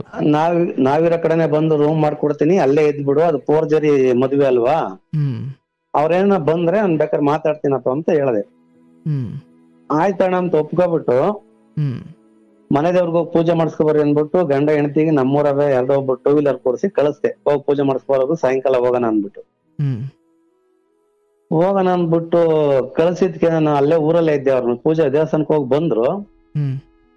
ನಮ್ದು ಒಂದ್ ಸ್ವಲ್ಪ ಒಂದು ಮೇಲೆ ಅವ್ರ ಮನೆ, ನಮ್ದು ಒಂದ್ ಸ್ವಲ್ಪ ಕೆಳಗಡೆ. ಹಣ ಇದು ಪಾತ್ರ ಸಾಮಾನ್ ಕಟ್ಕೊಳಕ್ಕೆ ಒಂಚೂರು ಚೀಲ ಇಲ್ಲ, ದಡಮ್ನ ಹತ್ರ ಹೋಗಿ ಇಸ್ಕೊಬತ್ತೀನಿ ಅಂತ, ನಮ್ ತಾಯಿ ಹತ್ರ ಇಸ್ಕೊಬತ್ತೀನಿ ಅಂತ ಹೇಳ್ದ. ಸರಿ, ಹಿಂಗ್ ದೇವಸ್ಥಾನಕ್ಕೆಲ್ಲ ಹೋಗಿದ್ದಾನಲ್ಲ, ನಿನ್ ಇಸ್ಕೊಬರಕ್ ಹೋಗ್ತಾನಲ್ಲ ಅಂದ್ಬಿಟ್ಟು ನಾನ್ ನಮ್ಗೆ ಇಸ್ಕೊಬರಕಪ್ಪ ಅಂದೆ. ಇಸ್ಕೊಬರಕ್ ಹೋದನ್ ಸ್ವಾಮಿ, ಕತ್ಲೆ. ಅದ್ ಯಾವ ಹೊಲ್ದಾಗ ಹಸಿ ಬಿದ್ದು ಕಾಟ್ನಾಗ ಹಸಿ ಹೋದ್ನೋ ಗೊತ್ತಿಲ್ಲ, ತಿರ್ಗಿ ಬರ್ಲೇ ಇಲ್ಲ. ಬರ್ಲಿಲ್ಲ. ತಿರ್ಗಾ ನಾನೇ ಹುಡುಕೊಂಡು ಕಾರ್ ತಗೊಂಡು ಹೋಗಿ ಅವ್ನ ಇರೋ ಜಾಗದಾಗ ಕರ್ಕ ಬಂದು, ನೋಡಪ್ಪ ಹೆಂಡತಿ ಮಕ್ಳು ಚೆನ್ನಾಗಿರೋ ಅಂತ ಹೇಳ್ದೆ. ಅವ್ನು ಇರ್ಲಿಲ್ಲ, ಸುಮ್ಮನೆ ಬಿಟ್ಟು ಹೋಗ್ಬಿಟ್ಟ. ಬಿಟ್ಟು ಹೋಗಿದ್ಕೆ ಏನಾಯ್ತು ಅಂದ್ರೆ, ಇದೇ ನನ್ನ ನಾದ್ನಿ ಬೆಂಗಳೂರಾಗೆ ಬಂದು ನಾನು ಜೀವನ ಮಾಡ್ತೀನಿ ಮಾಮ, ಇಲ್ಲಿ ಊರಾಗೆ ನನ್ ಕೈಲಿ ಆಗಲ್ಲ, ಇಷ್ಟ ದಿನ ಬೆಂಗಳೂರಾಗಿದ್ದು ಈಗ ಊರಾಗ ಬಂದಿರೋ ಕಾಲ, ಅವ್ನ್ ಬೇರೆ ಬಿಟ್ಟು ಹೋದ, ಏನ್ ಮಾಡೋದ್ ಮಾಮ ಅಂತ ಕೇಳಿರು. ಹಲೋ, ಸರಿ ಆಯ್ತು, ಬೆಂಗಳೂರಿಗೆ ಬರೋದಾದ್ರೆ ನಿಮ್ಮ ಅತ್ತೆ ಮಾವನ್ ಕೇಳಮ್ಮ ಅಂತ ಅವ್ನ್ ಚಿಕ್ಕಪ್ಪ ಚಿಕ್ಕಮ್ಮನ್ ಕೇಳು ಅಂದೆ. ಸ್ವಾಮಿ ಒಂದ್ ಬಸ್ ಸ್ಟ್ಯಾಂಡ್ ಹತ್ರ ಬಂದ್ರು, ಕೂತ್ಕೊಂಡ್ರು ಎಲ್ಲ. ಅವ್ರ ಅಣ್ಣ, ನಮ್ ಚಿಕ್ಕಮ್ಮ, ನಾನು ಎಲ್ಲ ಕುಂತಿದ್ವಿ. ನಮ್ ಮನೆಯವ್ರು, ನಮ್ ಹೆಂಗಸರು ಕುಂತವ್ರ ಅವತ್ತು. ಅವ್ರ ಅಣ್ಣಂಗ್ ಒಂದೇ ಮಾತು ಹೇಳ್ದೆ, ಸ್ವಾಮಿ ನಿನ್ನ ಜವಾಬ್ದಾರಿಯಲ್ಲಿದ್ರೆ ಕರ್ಕೊಂಡ್ ಹೋಗು ನಿನ್ ತಂಗಿನ, ಇಲ್ಲ ಅವ್ರ ಮನೆಗ ಅವ್ರ ಸೋದರ ಮಾವನ್ ಮಗಳೇನೆ, ಆದ್ರೆ ನೀನ್ ಜವಾಬ್ದಾರಿಯಾಗಿದ್ರೆ ಕರ್ಕೊಂಡ್ ಹೋಗಪ್ಪ, ಇಲ್ಲಾಂದ್ರೆ ಅವ್ರ ಮನೆಗ್ ಬಿಟ್ಟು ಹೋಗು ಅಂದೆ. ಆಯ್ತಣ್ಣ, ಏನ್ ಬಂದು ನನ್ ತಂಗಿಗ್ ನಾನು ಎದ್ದಿನಣ ಅಂತ ಮಾತು ಕೊಟ್ಟ ಸ್ವಾಮಿ. ಒಂದ್ ಬಸ್ ಸ್ಟ್ಯಾಂಡ್ ಅಲ್ಲಿ ಕೂತ್ಕೊಂಡು ಎಲ್ಲಾರು ಕರ್ಕೊಂಡ್ ಹೋಗಪ್ಪ, ಸಂತೋಷ, ಬದುಕಿ ಹೋಗ್ರಿ ಅಂತ ಅಂದೆ. ಬಂದ ಸ್ವಾಮಿ, ಬೆಂಗಳೂರು ಬಂದ್ ಇವತ್ ಹೇಳಿದೀನಿ, 2 ದಿನ ನಾಳೆ ಬಂದವನೆ. ನಾಡ್ದು ನನಗ್ ಫೋನ್ ಬಂತು, ಅಣ್ಣ ಹಿಂಗ ಅಪ್ಪಿನ ಬಂದಿದೀನಿ, ಸ್ಕೂಲ್ಗೆ ಸೇರ್ಸ್ಬೇಕು, ಹೆಂಗ್ ಮಾಡೋದು ಅಂದ. ಸೇರ್ಸಪ್ಪ ಅಂದೆ. ಕಾಸು ಅಂದಣ್ಣ. ಸರಿನಪ್ಪ ಆಯ್ತು, ಅದ್ ಎಷ್ಟಾಗುತ್ತೆ ಕೇಳ್ಕವ, ಕೊಡೋಣ ಅಂತ ಅಂದೆ. ಸ್ವಾಮಿ ಇಲ್ಲೇ ಸ್ವಾಮಿ ನಾನು ಮಾಡಿದ ತಪ್ಪು, ಇಲ್ಲಿಂದ ಸ್ಟಾರ್ಟ್, ಇದೇ ನಾನು ಮಾಡಿದ ತಪ್ಪು. ಆಯ್ತು, ಅದೆಷ್ಟಾಗುತ್ತೆ ಕೇಳ್ಕ ಬರಪ್ಪ, ಕೊಡೋಣ. ನನ್ನ ಮನಸ್ಥಿತಿ ಏನು, ನನ್ನ ಮಗ ಬೇರೆ ಅಲ್ಲ, ನನ್ನ ತಮ್ಮನ ಮಗ ಬೇರೆ ಅಲ್ಲ, ಅವನ ಮಗನೇನೋ ಲೆಕ್ಕಾಚಾರ ನಾನ್ ತಿಳ್ಕೊಂಡೆ. ನಮ್ಮನೆಯಾಗ ಏನ್ ಬಂತು, ಏನು ಇಲ್ದಲ್ಲಿ ನೀನ್ ಹೆಂಗ್ ಅವನಿಗೆ ಸ್ಕೂಲ್ ದುಡ್ಡು ಕಟ್ತಿದ್ಯಾ? ಸ್ವಾಮಿ ಇಲ್ಲಿಂದ ಉದ್ಭವ ಆಯ್ತು ಸ್ವಾಮಿ ನನ್ನ ಜೀವನ ಚರಿತ್ರೆ. ಆಯ್ತು, ನಾನು ಸ್ಕೂಲ್ ಆದ್ರೂ ನಮ್ಮ ಮನೆಯವ್ರಿಗೆ ಹೇಳ್ಬಿಟ್ಟ ಕೊಟ್ಟೆ, ಹಿಂಗ್ ಸ್ಕೂಲ್ ಕಾಸು ಕೊಡ್ತಾ ಇದೀನಮ್ಮ, ಹುಡುಗನಿಗೆ ಬರಕ್ ಹೇಳಿದೀನಿ, ಬಂದವ್ರೆ. ಅವ್ನ ಇವಾಗ ಏಕ್ದಮ್ಮ ಅವ್ರ ಮಾವ ಫೋನ್ ಮಾಡ್ಬಿಟ್ಟು ಹಿಂಗ್ ಕಾಸು ಕಟ್ತಾವ್ರೆ, ಏನ್ ಮಾಡೋದು ಅಂತ ನನ್ ಮನೆಯವ್ರಿಗೆ ಹೇಳ್ಬಿಟ್ಟೆ ಕೊಟ್ಟೆ ಸ್ವಾಮಿ. ನಾಲ್ಕೂವರೆ ಸಾವಿರನ ಅಡ್ವಾನ್ಸ್ ಕೊಟ್ಟೆ ಸ್ಕೂಲ್ ಕಟ್ಟಕ್ಕೆ. ಕೊಟ್ಟಿದ ತಕ್ಷಣ ನಿಮ್ ಮಂಗಸರನ್ನ ಅವಾಗ ಎದುರಿಗೆ ಕೊಟ್ಟೆ, ಅವ್ರೇನು ಮಾತಾಡ್ಲಿಲ್ಲ. ಸ್ವಲ್ಪ ದಿನ ಆದ್ಮೇಲೆ ಸ್ಟಾರ್ಟ್ ಆಯ್ತು ಸ್ವಾಮಿ. ಏನಿಲ್ದಲ್ಲಿ ನೀನ್ ಸ್ಕೂಲ್ಗೆ ಹೆಂಗ್ ಕಟ್ತೆ ಫೀಸು, ನಿಮ್ಗೂ ಅವ್ರಿಗೇನೋ ಸಂಬಂಧ ಇರ್ಬೇಕು. ಸ್ವಾಮಿ ನಾನು ಒಂದಿನ ಅವ್ರ ಕಣ್ಣೆತ್ ನೋಡಿದ್ದಾನಲ್ಲ, ಅಂತವರ್ಗು ನಾನು ಮಾತಾಡ್ಸಿರ್ಲಿಲ್ಲ. ಅವ್ರಾಗ ಅವ್ರು ಫೋನ್ ಮಾಡಿ ಹಿಂಗ್ ನನ್ ಮಗ ಅಣ್ಣನ್ಗೆ ಹಿಂಗ್ ಮಾಡಿದ್ಯಾ ಅಂತ ಅನ್ನೋ ಗಂಟ ನಾನು ನೋಡೋರಿಲ್ಲ, ಮಾತಾಡ್ಸಿರ್ಲಿಲ್ಲ. ಸನ್ನಿವೇಶ ಹಿಂಗ್ ಬಂತಲ್ಲ ಅಂದ್ಬಿಟ್ಟು ನಾನು ನನ್ನ ಮಗ ಅಂತ ಅಂದ್ಬಿಟ್ಟು ಸ್ಕೂಲ್ ಕಾಸು ಕಟ್ಟಿದ್ದು ನಿಜ. ಅದಾಯ್ತು. ತಿರ್ಗ ಆಮೇಲಿಂದ ಆ ಸ್ಕೂಲ್ಗೆ ಬಂದ್ ಸೇರ್ಸ್ಕೊಂಡ 15 ದಿನಕ್ಕೆ ಬಂದ್ ಅಲ್ಲೆಲ್ಲ ಮೋರಿ ಮೇಲೆ ಬಿದ್ಬಿಟ್ನಂತೆ. ಕಾಲೇನ ಗಾಯ ಆಗಿತ್ತು. ಬಂದ್ ಹಾಸ್ಪಿಟ್ಲಿಗೆ ತೋರ್ಸಕ್ ನಾನ್ ಬಂದಿದ್ದು. ಹಾಸ್ಪಿಟ್ಲಿಗೆ ತೋರ್ಸಕ್ ಬಂದು ಹಾಸ್ಪಿಟ್ಲಿಗೆಲ್ಲ ಖರ್ಚು ಮಾಡಿ ಹೋದ್ನಲ್ಲ, ಅವ್ರ ಅಣ್ಣನ ಅತ್ತಿಗೆ ಏನ್ ಹೇಳವ್ರೆ, ಸ್ಕೂಲ್ಗೆ ದುಡ್ಡು ಕಟ್ಟವನೆ, ಇಲ್ಲಿ ಇದು ಕಟ್ಟವನೆ, ಏನಿಲ್ದಲ್ಲಿ ಹೆಂಗ್ ಬಂದ ನಿಮ್ಮ ಮಾವ ನಮ್ಮನೆ ತಕ್ಕೆ? ಸ್ವಾಮಿ ಇಲ್ಲಿಂದ ಬೆಳಕಬೇಡಿ ಸ್ವಾಮಿ. ನನ್ನ ಹೆಂಡತಿಗೂ ಫೋನ್ ಹೋಗ್ಯಾವೆ, ಅವ್ರ ಅತ್ತೆಗೂ ಫೋನ್ ಹೋಗ್ಯಾವೆ. ಅವ್ರು ನಮ್ ಚಿಕ್ಕಮ್ಮ ಏನ್ ಹೇಳೋ, ಇವನ್ಗೆ ಇವಳ ಮೇಲೆ ಆಸೆ ಐತೆ, ಅದಕ್ಕೆ ಇನ್ನೊಂದು ರಿಜಿಸ್ಟರ್ ಮೊದಲು ಸೈನ್ ಹಾಕೋಣ ಆಯಮ್ಮ ಊರ್ ಸುತ್ತೂರ ಟಾಮ್ ಮಾಡಿದ್ಬಿಟ್ರಿ. ನನ್ಗದ ಏನು ಗೊತ್ತೇ ಇಲ್ಲ. ನಾನು ಅವ್ನು ಸ್ಕೂಲ್ ಫೀಸ್ ಕಟ್ಟಿ ಅವ್ನ್ ಬಿದ್ದಿದ್ಕೆ ಹಾಸ್ಪಿಟ್ಲ್ ತೋರ್ಸೋಗ್ ಬಂದಿದ್ದೆ. ನನ್ ಮೇನ್ ಮಾಡಿದ ತಪ್ಪು. ಅಲ್ಲ, ಸ್ಕೂಲಿಗೆ ಫೀಸ್ ಕಟ್ಟಿದ್ದು ಓಕೆ, ಬಿದ್ದಾಗ್ಲೆಲ್ಲ ನೀವ್ ಯಾಕೆ ಹೋದ್ರಿ ಸ್ವಾಮಿ? ಇಲ್ವಲ್ಲ, ಅವ್ರು ಸ್ಕೂಲ್ ಫೀಸ್ ಕಟ್ಟಕ್ಕೆ ಕಾಸಿಲ್ಲ ಅಂದ್ಮೇಲೆ ಇನ್ನೇನ್ ಸ್ವಾಮಿ, ನನಗೆ ಫೋನ್ ಮಾಡ್ತಾರಲ್ಲ ಅವ್ರು. ಅಷ್ಟಿಲ್ದಿದ್ರೆ ಮಗುನ್ ನಿಭಾಯಿಸುವಂತ ಇನ್ನೊಬ್ರನ್ನ ಕೇಳ್ತಿದ್ರು, ಏನೋ ಮಾಡ್ತಿದ್ರು. ಇಲ್ಲ ಆಲ್ರೆಡಿ ಹೆಂಡತಿ ವಿಚಾರದಲ್ಲಿ ಹೆಂಡತಿ ತಲೆಯಲ್ಲಿ ಏನೇನೋ ಬರ್ತಿದೆ ಅಂದಾಗ ಇದು ಹೋದ್ರೆ ಮತ್ತಿನ್ನೇನೋ ಆಗುತ್ತೆ ಅಂತ ನೀವು ಅಲ್ಲಿ ಗಂಟೆ ಬಂದಿರ್ಲಿಲ್ಲ ಸ್ವಾಮಿ. ಅಲ್ಲಿ ಹೋದ್ಮೇಲೆ ಬಂದಿದ್ದು, ಸ್ಕೂಲ್ ಫೀಸ್ಗೂ ಕಟ್ಟಿದ್ಮೇಲೂ ಬಂದಿರ್ಲಿಲ್ಲ, ಇದಾದ್ಮೇಲೂ ಬಂದಿರ್ಲಿಲ್ಲ. ನನ್ನ ಹೆಂಡತಿ ತಲೆಗೆ ಬಂದಿದ್ ಇನ್ನ ಮುಂದೆ. ಇವ್ರು ಅವ್ರ ಅತ್ತಿಗೆ ಅವ್ರು ನಮ್ ಚಿಕ್ಕಮ್ಮನ ತಲೆಗೆ ಅವಲ್ಗಾಲೆ ಬಂದಿತ್ತು. ನನ್ನ ಹೆಂಡತಿ ತಲೆಗೆ ಬಂದಿದ್ದು ಯಾವಾಗ ಗೊತ್ತ ಸ್ವಾಮಿ? ಅಲ್ಲಿ ನಾನು ನೋಡ್ಕೊಳ್ತೀನಿ, ಏನ್ ಬಂದ್ರು ನನ್ನ ತಂಗಿದು ಅಂತ ತಗೊಂಡೋದು ಅಂತಾನೆ ನೋಡ್ಕೊಳ್ಬೇಕು. ಅಥವಾ ಎಲ್ಲ ನೀವು ಅದನ್ನ ಹೇಳ್ಬೇಕಲ್ಲ, ಬಸ್ ಸ್ಟ್ಯಾಂಡ್ ಅಲ್ಲಿ ಹಿಂಗೆ ಹೇಳಿದಲ್ಲಪ್ಪ ನೀನು, ಮತ್ತೆ ಯಾಕೆ ಎಲ್ಲದಕ್ಕೂ ಇಲ್ಲಿಗೆ ಬರ್ತಿದ್ಯಾ? ಸದ್ಯಕ್ಕೆ ಈಗ ಇಲ್ಲಣ್ಣ ಅಂತ ಅಂದ. ಅದು ಹೇಳಿದೆ ಇದೆಲ್ಲ ಅದೊಂದು ಕನಿಷ್ಠ ಜ್ಞಾನನಪ್ಪ ಅದು. ತೀರಾ ನಿಮ್ಮ ಒಳ್ಳೆಯತನ ಅಂತ ಒಂದ್ ಕಡೆ ತಗೊಳ್ಬಹುದು, ಬಟ್ ಒಂದ್ ಸಂಸಾರ ಅದು ಸೂಕ್ಷ್ಮ ಅಲ್ವಾ ಅದು ಸ್ವಾಮಿ? ಅದೇ ಅಣ್ಣ ತಂಗಿ ಅಕ್ಕ ಅವ್ರ ಅಕ್ಕ ಅತ್ತಿಗೆ ಅಣ್ಣದಿರಿಬ್ರು ಅವ್ರೆ. ಅವ್ರ ಅಣ್ಣದಿರಿಬ್ರು ಇನ್ನ ಮುಂದೆ ಸ್ಟೋರಿ ಅದ್ ಹೇಳ್ಬಿಟ್ರೆ ಒಳ್ಳೆತನಕ್ ನಾನು ಅಷ್ಟು ಹೋಗ್ಬಿಟ್ಟೆ. ಅದೆಲ್ಲ ಮಾಡಿದ್ಕೆ ಅವ್ರ ಸರಿ ಇದಾಯ್ತು. ನಮ್ಮ ಮನೆಯವ್ರಿಗೆ ಇನ್ನ ಅಂತವ್ರಿಗೂ ಡೌಟ್ ಬಂದಿರಲಿಲ್ಲ ಸ್ವಾಮಿ. ನನ್ನ ಹೆಂಡತಿಗೆ ಬಂದಿರ್ಲಿಲ್ಲ. ಅವ್ರೇನೋ ಡೌಟ್ ಪಡ್ತಿದ್ರೆ ಗೊತ್ತಿಲ್ಲ. ಸರಿ, ಆ ಬಿದ್ದು ಗಾಯ ಆಗಿದ್ಕೆ ನಾನು ಹಾಸ್ಪಿಟಲ್ ಹೋಗಿ ತೋರ್ಸಿದ್ಕೆ ಅಷ್ಟಕ್ಕೆ ಜಗಳ ಆಡ್ಕೊಂಡು ಇನ್ನೊಬ್ಬ ಅಣ್ಣನ ಮನೆಗೆ EM ಹೋದ್ಲು. ಯಾರು? ನನ್ನ ನಾದ್ನಿ. ಅದು ನನಗೆ ಗೊತ್ತಿಲ್ಲ ವಿಷಯ. ಬಂದು 1 ತಿಂಗಳನ್ನ ಪೇಮೆಂಟ್ ತಗೊಂಡಿಲ್ಲ ಮಗ. ಬೆಂಗಳೂರು ಕರ್ಕ ಬಂದಿ ಅವ್ರ ಮನೆಗೆ ಇರ್ಸ್ಕೊಂಡು. ಅಷ್ಟೊಳಗೆ ಇಷ್ಟು ಜಗಳ ಆಗಿ ಅವ್ರು ಬೇರೆ ಕಡೆ ಹೋಗಿದ್ರು. ಸರಿ ಆಯ್ತು, ನಿಮ್ ಪಾಡ ನಿಮ್ದು ಬೇರೆ ಜೀವನ ಮಾಡ್ಕೊಳ್ಳಿ ಅಂತಂದು ಅವ್ರ ಅಮ್ಮ ಬಂದು ಅವ್ರ ಅಪ್ಪ ಅವ್ರೇನೋ ಇದ್ರಂತೆ ಜೊತೆಲಿ. ಅದು ನನಗೆ ಆಮೇಲೆ ವಿಷಯ ಬಂತು. ಹಿಂಗ ನಾನು ಅಪ್ಪ ಅಮ್ಮ ಜೊತೆಗಿದ್ದೀವಮ್ಮ, ಈಗ ಅವ್ರು ಕಿತ್ಲಾಡ್ ಕಳ್ಸ್ಬಿಟ್ರು. ನನಗ್ ಬೇಜಾರಾಯ್ತು. 1 ತಿಂಗಳು ಇರ್ಸ್ಕೊಳ್ಳೋ ಸಂಪತ್ಗೆ ಈಗ ಯಾಕಮ್ಮ ಕರ್ಕೊಂಡೋದ್ರೆ ನಿಮ್ಮ ಅಣ್ಣ, ಅಲ್ಲೇ ಊರಾಗಿರ್ಬೋದಾಯ್ತಲ್ಲ ಅಂತ ನಾನು ಹೇಳಿದ್ದೆ. ಆಗ ಸ್ವಲ್ಪ ಜವಾಬ್ದಾರಿ ನನ್ನ ಕಡೆಗೆ ಜಾಸ್ತಿ ಆಯ್ತು ಸ್ವಾಮಿ. ಅವ್ರಪ್ಪ ಅವ್ರಮ್ಮ ಕರ್ಕೊಂಡ್ ಇರ್ಸ್ಕೊಂಡ್ರಲ್ಲ, ಮನೆ ಮಾಡಕ್ ಒಂದ್ ಸ್ವಲ್ಪ ಕಾಸು ಕೇಳಿದ್ರು, ಕೊಟ್ಟೆ. ಸರಿ ಆಯ್ತು ಮಾಡ್ಕೊ ಹೋಗ್ರಮ್ಮ ಅಂತ ಅಂದೆ. ಆಮೇಲಿಂದ ಅವ್ರಪ್ಪ ಅವ್ರಿಗೆ ಹುಷಾರಿಲ್ದಂಗ ಆಯ್ತು. ಅವ್ರಪ್ಪ ಅವ್ರನ್ನ ಹಾಸ್ಪಿಟಲ್ಗೂ ಸೇರಿಸ್ದೆ. ಅವ್ರಪ್ಪ ಅವ್ರನ್ನ ಹಾಸ್ಪಿಟಲ್ ಸೇರ್ಸೋ ಅಷ್ಟೊತ್ತು ನನ್ನ ಮಗಳಲ್ಲಿ ಪ್ರೆಗ್ನೆಂಟ್. ನನ್ ಮಗಳು, ನನ್ನ ಮಗಳ ಹತ್ರ ನನ್ನ ನಾದ್ನಿ ಚೆನ್ನಾಗಿ ಅವಳೆ. ಅವ್ರ ಮನೆಗೆ ಹೋಗ್ತಾವಳೆ, ಬರ್ತಾವಳೆ, ಎಲ್ಲ ಮಾತಾಡ್ತಾಳೆ. ಸರಿ ಏನೋ ಒಲೆ ಬಿಡು, ಎಲ್ಲ ನನ್ಗಾಗ್ಲಿಲ್ಲ ಅಂದ್ರೆ ಇನ್ನೊಬ್ರಿಗೆ ಆಗಲ್ವಲ್ಲ ಅಂದ್ರೆ ಯಾಕಂದ್ರೆ ನಾನು ಸುಮ್ನೆ ಇದ್ದೆ ಸ್ವಾಮಿ. ಅವ್ರಪ್ಪನ ಹುಷಾರಿರ್ಲಿಲ್ಲ. ಅವ್ರ ಅಪ್ಪನ ಹಾಸ್ಪಿಟ್ಲಿಂದ ಕರ್ಕ ಬಂದು ನಮ್ಮನೆಗೆ ಬಂದ್ರು. ಬೆಂಗಳೂರಲ್ಲಿ ಹಬ್ಬ ಮಾಡಿದ್ರು, ಊಟ ಮಾಡಿದ್ರು. ಅವತ್ತು ನನ್ನ ಹೆಂಡತಿ ಒಂದೇ ಒಂದ್ ಮಾತು ಕೇಳಿಲ್ಲ ಸ್ವಾಮಿ. ಅದೇನು ಅವ್ರಿಬ್ಬರು ಮಾತಾಡ್ಕೊಂಡ್ ಕೇಳಿರೋ ಅದೇನ್ ಕೇಳಿರೋ ನನಗದೇನ್ ಮುಚ್ಕೊಂಡೈತೆ ಗೊತ್ತಿಲ್ಲ ಸ್ವಾಮಿ. ನೋಡಪ್ಪ, ಪ್ರೆಗ್ನೆಂಟ್ ಬಿಮ್ಮನ್ಸಿ ಅದೇನ್ ಒಂದ್ ಟೈಮ್ ಹೋಗಿ ನೋಡ್ಕೊ ಬಂದ್ಬಿಡ್ತೀನಿ, ನೀನ್ ಯಾವತ್ತು ನಿನ್ ಮಾತ್ ಮೀರೋಗಲ್ಲ ಅಂತ ನನ್ನ ಹೆಂಡತಿ ನನ್ ಕಾಲ್ ಹಿಡಿದ್ಬಿಟ್ಲು. ಸರಿ, ಇವ್ರು ಎಲ್ಲ ಸೇರಿದ್ರಲ್ಲ, ಬಿಡು ಮಾಮ ಹೋಗಿ ನೋಡ್ಕೊಂಡ್ ಬರ್ತಾರೆ, ಅವ್ರೇನ್ ನಿಮ್ ಮನೆಗ್ ಕರ್ಕ ಬರಲ್ವಲ್ಲ ಅಂತ ಹೇಳಂಗಾದ್ರು. ನಾನು ಸರಿ ಹೋಗ್ಲಿ ಬಿಡು, 1 ಟೈಮ್ ಅಲ್ವೇ ನಮ್ಮ, ಹೋಗ್ ತಿರುಗಿ ಬಂದ್ಮೇಲೆ ಕೇಳಲ್ವಾ ಅಂತ ಕೇಳ್ದೆ. ಇನ್ಯಾವತ್ತು ನೀನು ಹೋದ್ರು ನಾನು ಹೋಗು ಅಂದ್ರೆ ನಾನು ಹೋಗಲ್ಲ ಅಂತ ಕೇಳ್ಕೊಂಡು. ಸರಿ ಆಯ್ತು ಹೋಗ್ಬಿಟ್ಟು ಬರೋಣ ಅಂತ ನಾನೇ ಕರ್ಕೊಂಡೋಗಿ ಅಲ್ಲೊಂದ್ ದೇವಸ್ಥಾನ ಹತ್ರ ಇಳಿಸ್ತೆ ಸ್ವಾಮಿ. ಯಾರು? ನನ್ನ ನಾದ್ನಿನೂ ನನ್ನ ಹೆಂಡ್ತಿನ. ನನ್ನ ಮಗಳ ಮನೆಗ್ ಫಸ್ಟ್ ನನ್ನ ನಾದ್ನಿನೇ ಕರ್ಕೊಂಡೋಗಿದ್ ನನ್ನ ಹೆಂಡ್ತಿನ. ಹೋಗ್ ಬಂದ್ರು, ಅಲ್ಲಿಂದ ಅವ್ರ ಮನೆಗ್ ಬಂದ್ರು. ಆಮೇಲೆ ರಿಟರ್ನ್ ನಮ್ಮ ಮನೆಗ್ ನಾವ್ ಹೋದ್ವಿ. ಹೋದ್ಮೇಲೆ ಏಕಾಏಕಿ ಸಮಯ ಬೇಗ ಹೇಳ್ಬೇಕು ಸಮಯ, ಇನ್ನೊಂದು 10 ನಿಮಿಷ ಇದೆ. ಹೋಗ್ ಬಂದ್ಮೇಲೆ ನಮ್ಮ ಮನೆಗ್ ನಾವ್ ಹೋದ್ವಿ. ಇಲ್ಲಿಂದ ನಮ್ಮ ಹೆಂಗಸರಿಗೆ ಏನಾಯ್ತು, ಬಾಣಿತನ ಮಾಡಕ್ ಹೋಗ್ಲೇಬೇಕು ಅಂದ್ಬಿಟ್ಟು ಸಣ್ಣದೊಂದ್ ಘಾಟಿ ಮಾಡ್ಕೊಂಡು ನನ್ನ ಹತ್ರ ಬಾಣಿತನ ಮಾಡಕ್ ಹೋಗ್ಬಿಟ್ಲು ಸ್ವಾಮಿ. ಬಾಣಿತನ ಮಾಡಕ್ ಹೋಗ್ಬಿಟ್ಲು. ನಾನೇನ್ ಮಾಡ್ದೆ, ನನ್ ಜೀವನ ನಾನು ಎಷ್ಟೇ ಮಗಳು ಬೇಡ ಅಂತ ಆಚೆ ತೊಳಿರು ನನ್ನ ಹೆಂಡತಿ, ನಾನ್ ಬೇಡ ಅಂತ ಅಂದ್ರೆ ಮಗಳು ಬೇಕು ಅಂತ ಹೋಗ್ಬಿಟ್ಲಲ್ಲ ಅಂದ್ಬಿಟ್ಟು ಮನೆ ಸಾಮಾನ್ಯ ತಗೊಂಡು ಊರ್ಗ್ ಹಾಕ್ದೆ ಸ್ವಾಮಿ. ಅವತ್ ನನ್ನ ನಾದ್ನಿನ ಜೀವನ ಕೆಟ್ಟೈತಲ್ಲ, ನನ್ ಜೀವನನು ಕೆಟ್ಟೋಯ್ತಮ್ಮ, ನನ್ನೊಂಚೂರು ಇಟ್ಟಾಕೊಂಡ್ ಸಾಕಳಮ್ಮ ಅಂತ ಹೇಳ್ಬಿಟ್ಟೆ ಮನೆಗ್ ಸೇರ್ಕೊಬಿಟ್ಟೆ ಸ್ವಾಮಿ. ಅವ್ರ ಮನೆಗೆ. ಯಾವ ನಾದ್ನಿ? ಅದೇ ನನ್ನ ತಮ್ಮ ಹೆಂಡತಿ. ಓಕೆ, ಬಟ್ ಈ ಹೆಂಡತಿ ತಂಗಿ ಅಲ್ಲ. ಹೆಂಡತಿ ತಂಗಿ ಅಲ್ಲ, ಹೆಂಡತಿ ತಂಗಿ ಮಾಡ್ಬಾರ್ದು ಮಾಡ್ಬಿಟ್ಟು ನನ್ನ ಹೆಂಡತಿ, ನನ್ ಮಗಳ ಶ್ರೀಮಂತ ಅಷ್ಟೊತ್ತಿಗೆ ನನ್ ಕಣ್ ಮುಂದೆ ಸತ್ತೋಗ್ಬಿಟ್ಲು, ಬರಬಾರ್ದು ಬಂದು. ಓ,